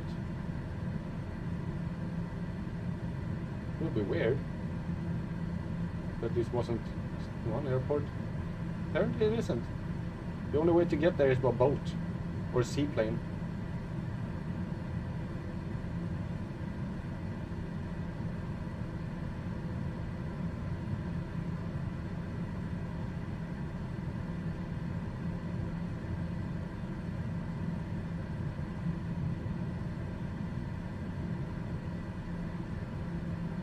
And to get there, I actually can't. With the plane I have, if I'm going to fly over to the South Georgia and South Sandwich Islands, I have to get another plane than this. Because there's nowhere to land there, so I have to fly there and then come back. So I need a plane with a much longer range than the one I have now. Yeah, I found one airstrip, but I don't know if there is. I don't really know if going down to Belgrano base. Yeah, I don't think that Microsoft really has any strips there. I'm gonna check. When I stop streaming here, I'm gonna go check over there where there are any if Microsoft has put in any airstrips around that area. It will take a while for me to get there, so it's really nothing I have to worry about right now. But I'm definitely gonna fly over Antarctica.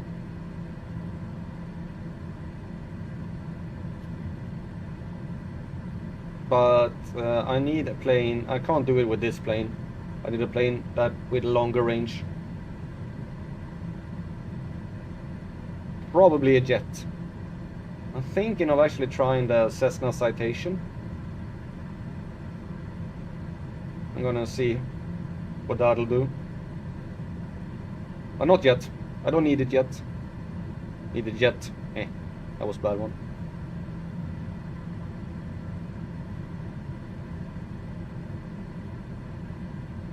But yeah, that would be cool. Going to Antarctica as well. Visiting the Great Ice Wall. Sorry.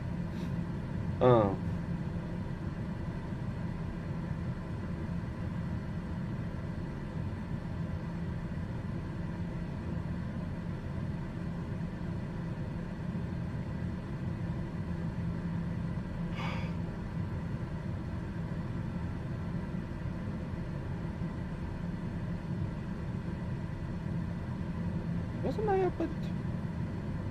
Oh, that's different.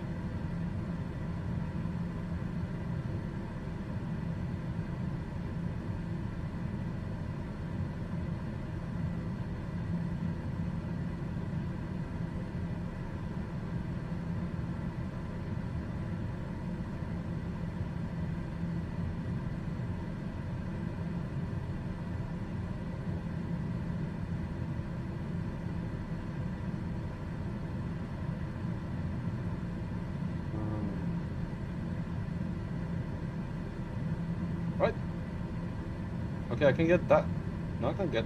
What? Where are those airports that it says that I can contact? What? It says that there are 2 airports here. I don't know where those airports are. Definitely not anything near here. That's Timbuktu. Where are those airports?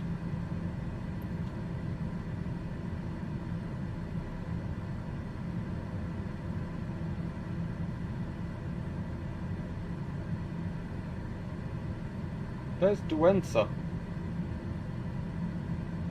Okay, it is on the way.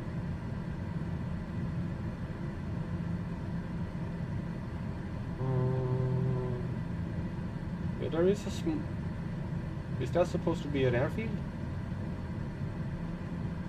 Okay. Ah, is that one? Duenza is that one. Then we have Bandaigara. Should also be somewhere near here. How far away from that one? Not very far. Bandaigara. There is nothing here.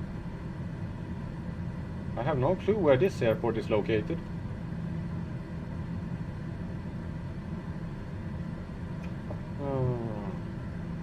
Bandaigara, Mali.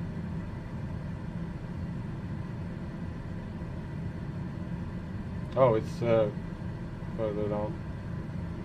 It is. Ah, it's that one. So I can reach those 2 airports, but not this one. Come on, get a better radio.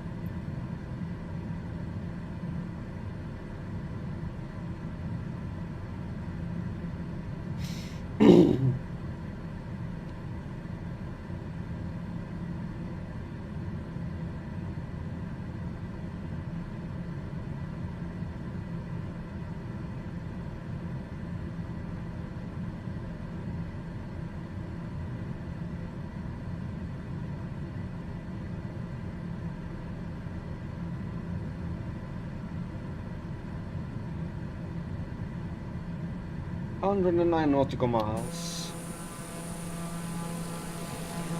Desert, desert, desert, desert as far as the eye can see.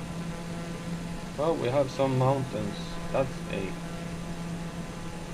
These mountains are pretty cool. It's like flat, and then you have these rock formations coming up and then going up, and you have another flat area. And I wonder what this is. If this is like forest? Yeah, there is a oasis down there. You can see?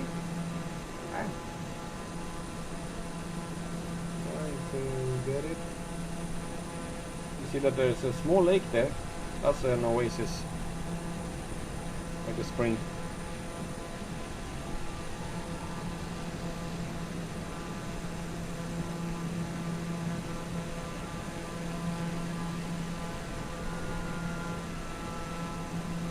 What?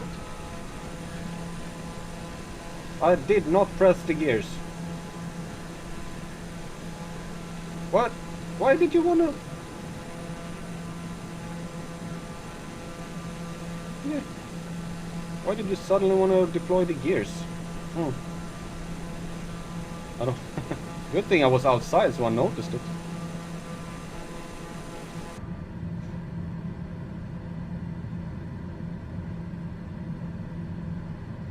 Okay, currently doing 330 knots of true airspeed. We have very strong headwind.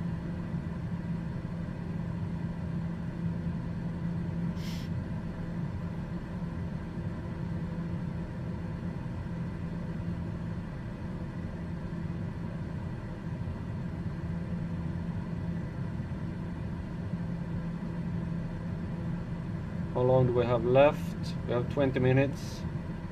No, I can't blame the cats for that. I blame Microsoft.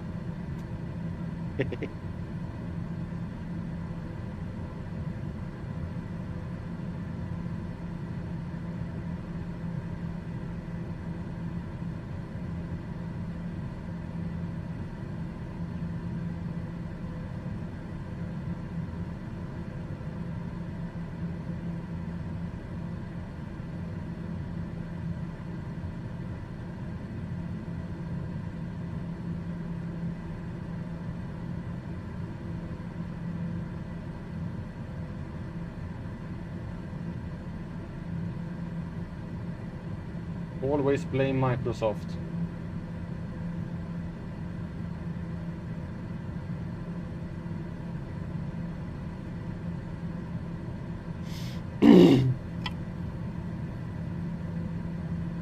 Can't blame anything else, blame Microsoft.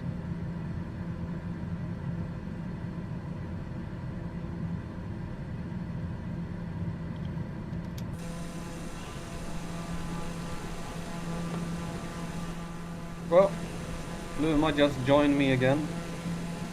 Hello.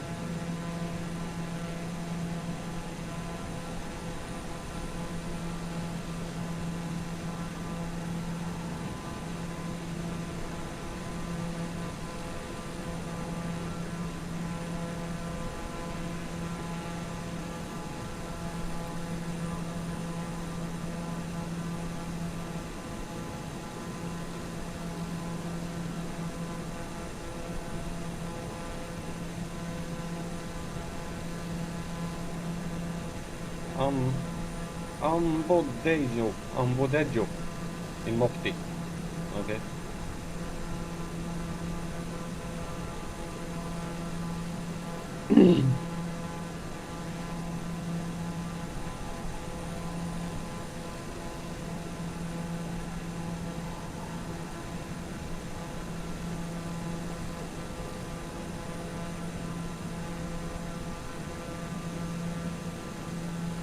Niamey Center Dahmer 15 is type Dahmer TBM 915 miles northeast of Golf Alpha Delta Zulu flight level 275. Request flight following. Dahmer 15 Niamey Center. Squawk 6211. Squawk 6211 Dahmer 15. Dahmer 15 radar contact 13 miles northeast of Golf Alpha Delta Zulu flight level 275.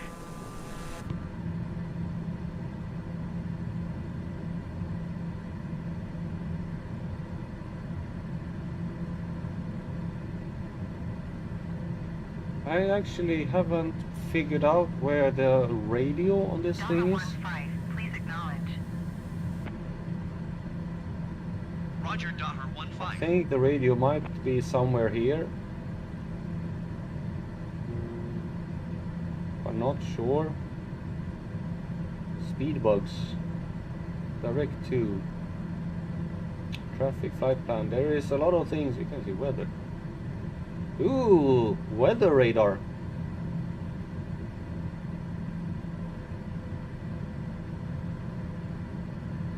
Look at this. Can I have weather radar?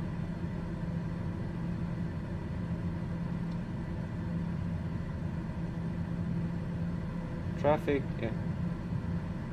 And then you can have it on the other side there. So I can do this.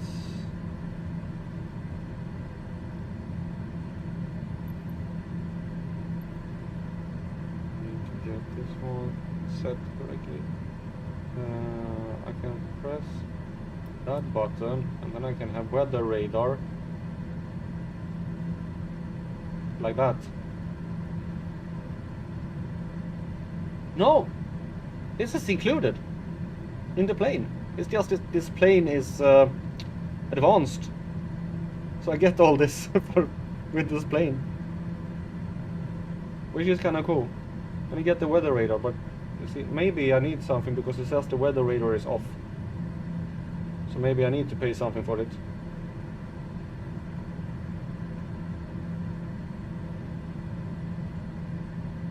Here you can actually see the airport coming here.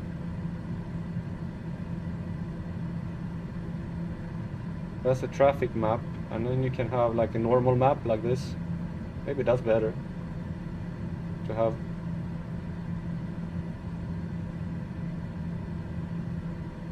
And you can have like that you have this circle and all of these things. There is a lot on this.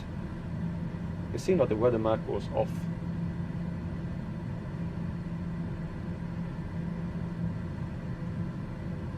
I really don't want to keep pressing weird buttons when I'm up in the air. I might do something weird. But a lot of it is included in the plane. So.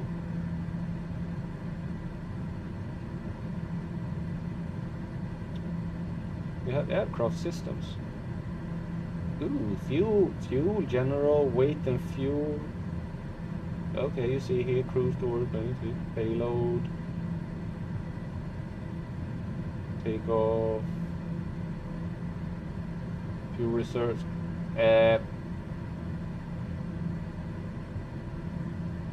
don't think that this is updated.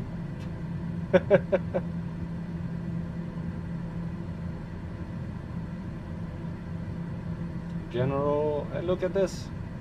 I get like a view of the plane. Electric power, yeah, fuel. Oh, here I got the fuel. You can see the fuel. A lot of cool things. Lightning. Okay, and back. Map.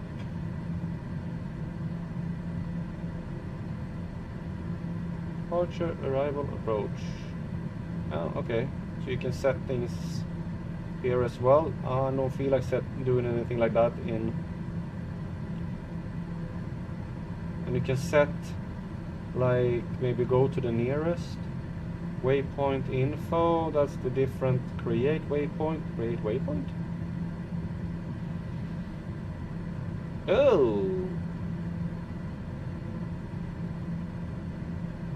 okay. You can do a lot of things with this one. It's really advanced. I should really like really sit and go into that, learn more about this system, because this one is really advanced, and this is just only like a fraction of it. You have all of this when you can like put a timer so you see how long you're gonna fly, and the map settings, and then you have this part, which is the communication. This is the radio, and you see here's the squawk code. That's set 66211, and you can like punch in the comms. So instead of like turning knobs, you just punch it in. So this thing, and the co-pilot has one as well.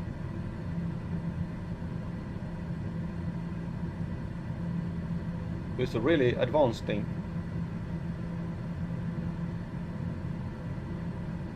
Request IFR clearance for instrument flight plan. Oh.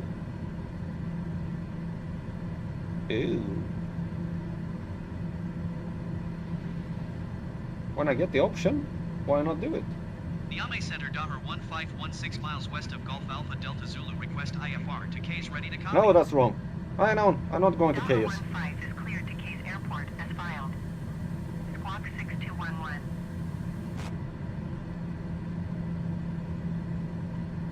Daher 15 cleared to K's Airport as filed. Squawk 6211. Daher 15 feedback, correct. Radar contact, flight level 270. Turn right heading 050 descend and maintain flight level No, I'm not gonna do that. Turn right heading 050 descend. 050, what? 190 Daher 15. 050? Why am I going to 050? Request vector to next waypoint. Niamey Center, Daher 15 requesting vector to next waypoint. Daher 15, turn left, heading 245, proceed on course. Okay, I'm actually doing that. Yep. Turn left heading 245, resume on nav navigation Dahmer 15. Okay. 05? That is like... That's up there. I'm not going to back to Timbuktu.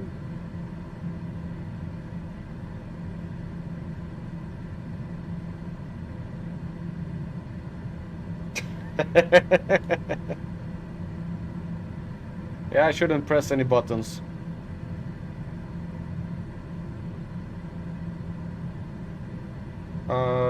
I don't know if I can actually...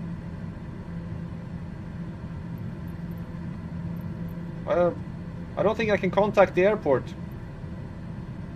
I wanna get...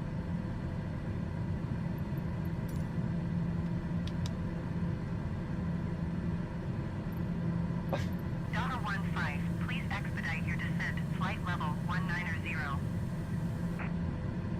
Request cruising altitude increase.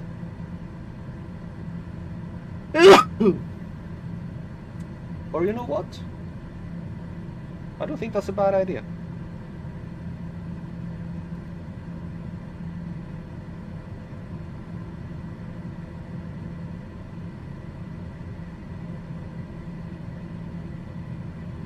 But I will have a problem here because by doing this, they want me to fly that this is just a waypoint. I don't know if I can actually land.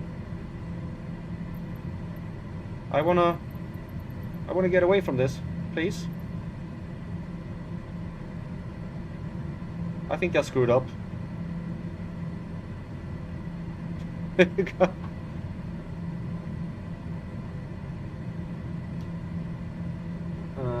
Can I?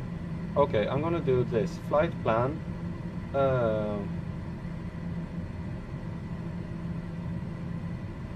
This one.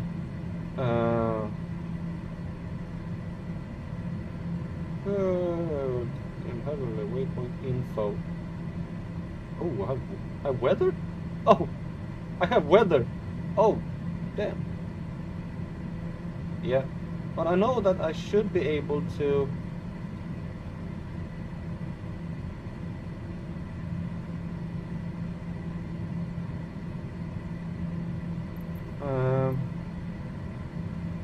Do this. The Ame Center Dahmer 15 requests destination change to K's. I don't want destination change to K. Dahmer 15 is cleared to K's Airport. I don't want the as KS. filed. I want this one. Squawk 6211. Remove waypoint. Yes. Remove waypoint. Yes. Remove waypoint. Yes. Remove waypoint. Dahmer 15, Yes. please acknowledge. Okay. Dahmer 15 cleared to K's Airport is filed. Squawk 6211. Dahmer 15 feedback, correct. Radar contact, flight level 215. Turn right heading 055 descend and maintain flight level 180. I don't want to go to KS. Turn right heading 055 descend. I'm gonna and see maintain now if I flight can level get it 180, to Dahmer 15. fly to this one. Request IFR clearance for instrument flight. The Ame Center Dahmer 15 Yeah, there we go. requests Haha, destination I did change it! to Mopti. Dahmer 15 is cleared to Mopti Airport as filed. Squawk 6211. Dahmer 15 cleared to Mopti Airport is filed. Squawk 6211. Dahmer 15 feedback, correct. Radar contact, flight level 195. Turn right heading 055 descend and maintain 12,000 feet. Acknowledge 055. Turn Why right do you want heading me to 055 fly descend and maintain 12,000 055 feet, for? Dahmer 15. Dahmer 15, you are tree 0 miles northeast. Descend and maintain 2,900 feet. Expect vectors. Visual runway 05 approach.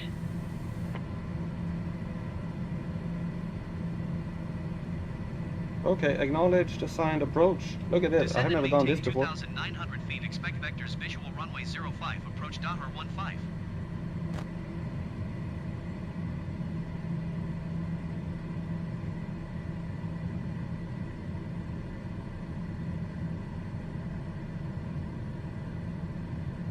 This is kind of cool. This plane is, I love this plane. They can add and retract and change waypoints and everything.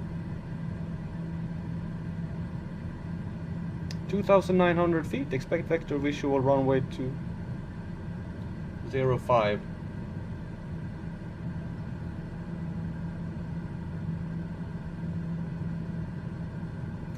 Let's see how this goes. I've never done this before.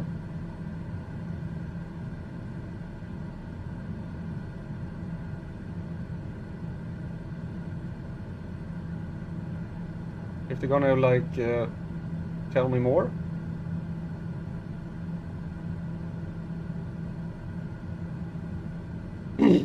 This is exciting.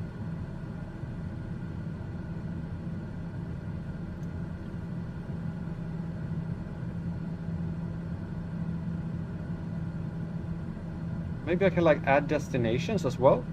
So instead of having as waypoints, I put in destinations so I can actually like tell them to go to different places. I can do a lot of things with this this computer.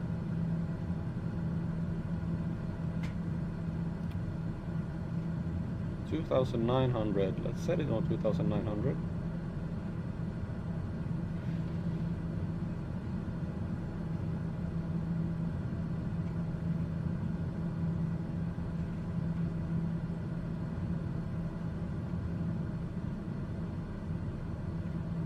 We're trying something new here, Rod.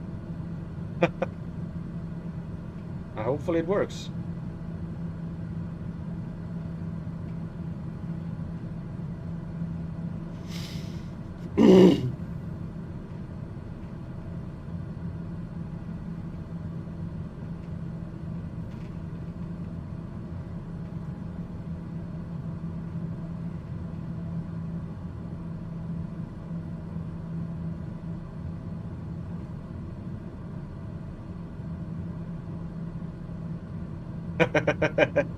Yeah.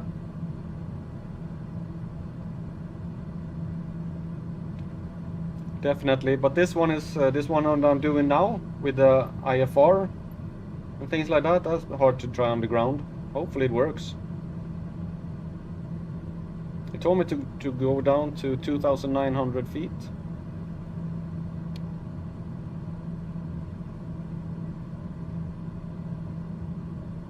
We are currently 3 minutes away from the airport.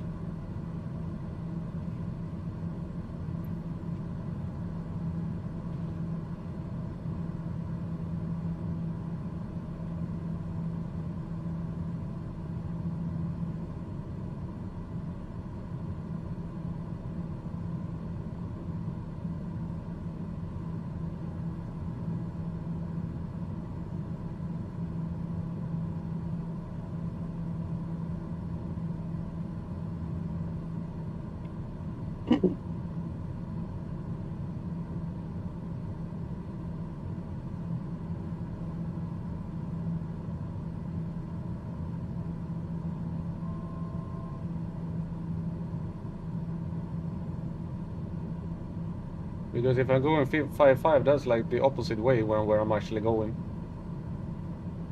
This should be Mopti, yeah? Yeah. I don't know why this one is behind us. Ah, it's the heading I have set here. I'm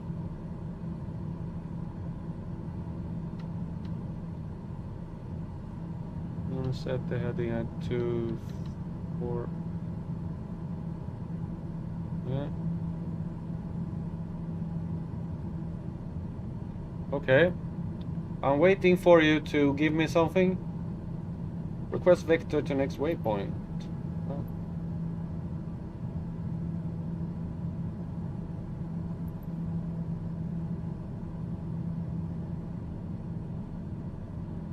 I am gonna land on that runway that goes there. We'll just see here. There is the airport.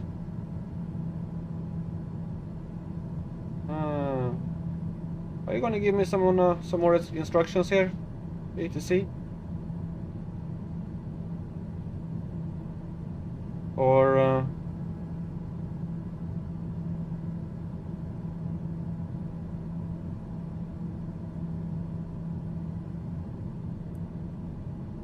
2, 3.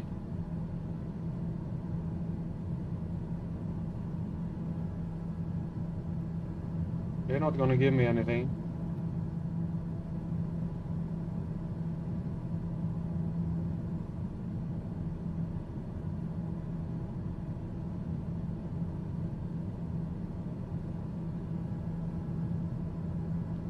Maybe I should. We'll see. If they're not saying anything more, I have to cancel IFR in order to be able to contact the airport and get landing clearance.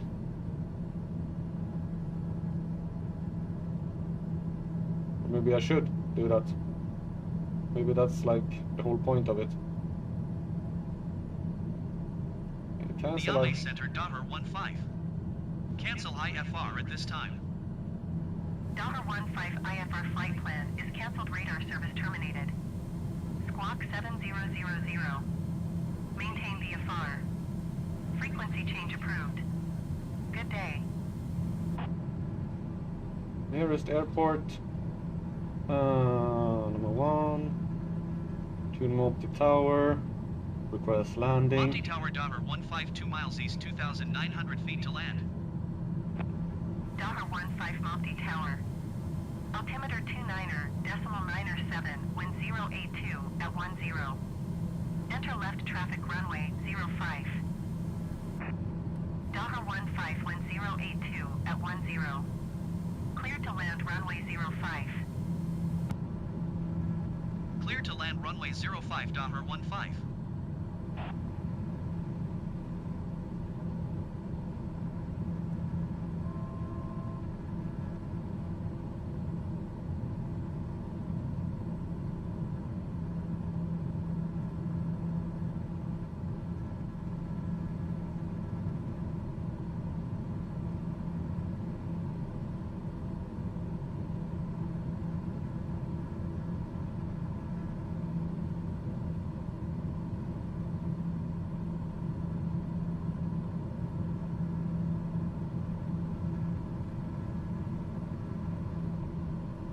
I'm gonna fly a bit away from the airport here to get a nice approach.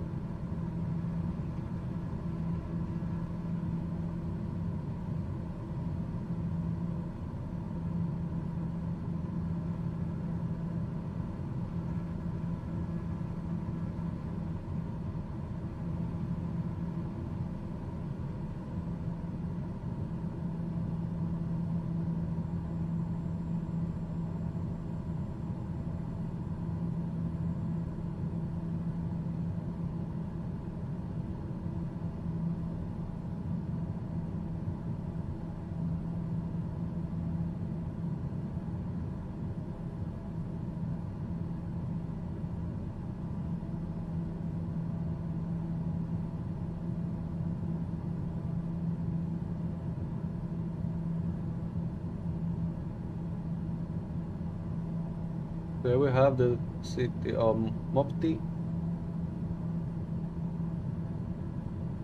We should go down a little more.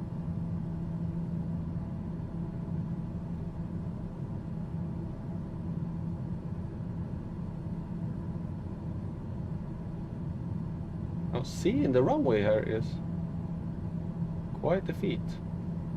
I think it's that one over there.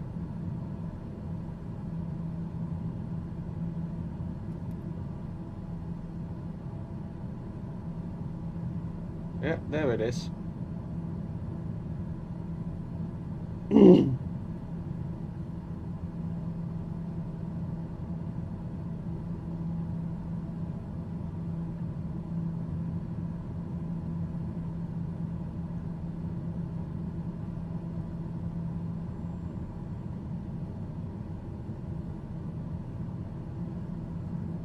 I'm currently 4 miles off.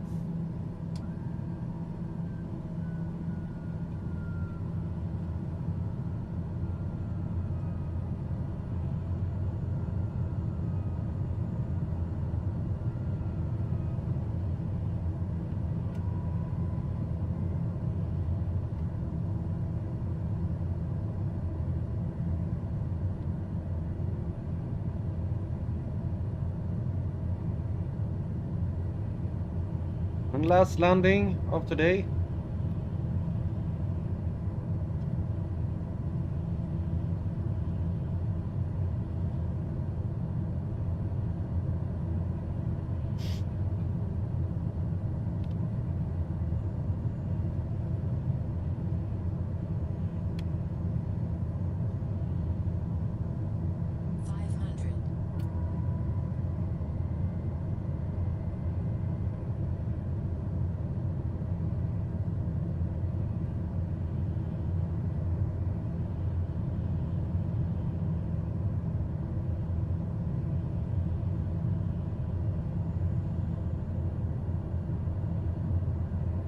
There's a lot of trees around this airport.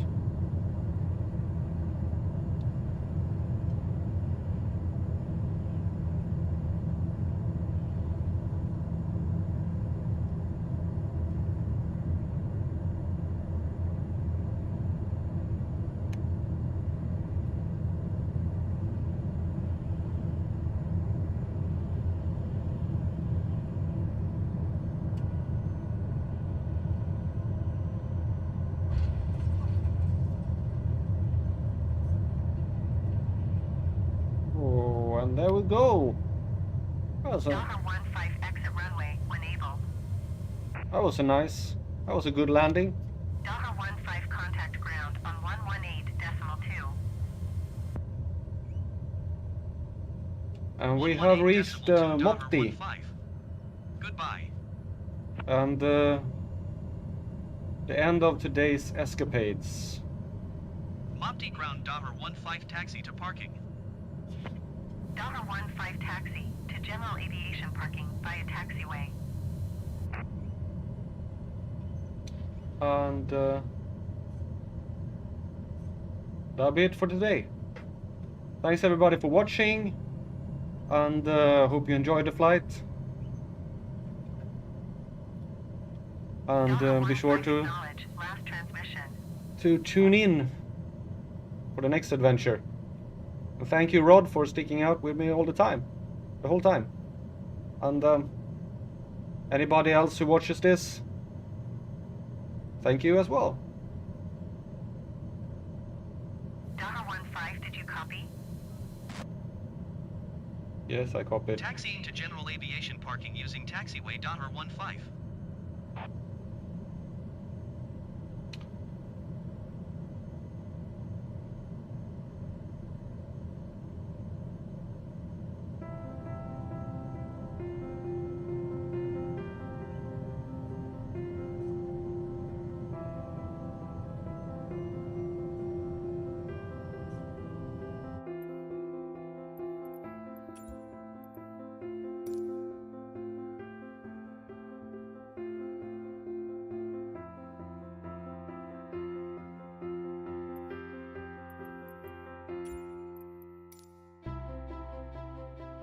Delta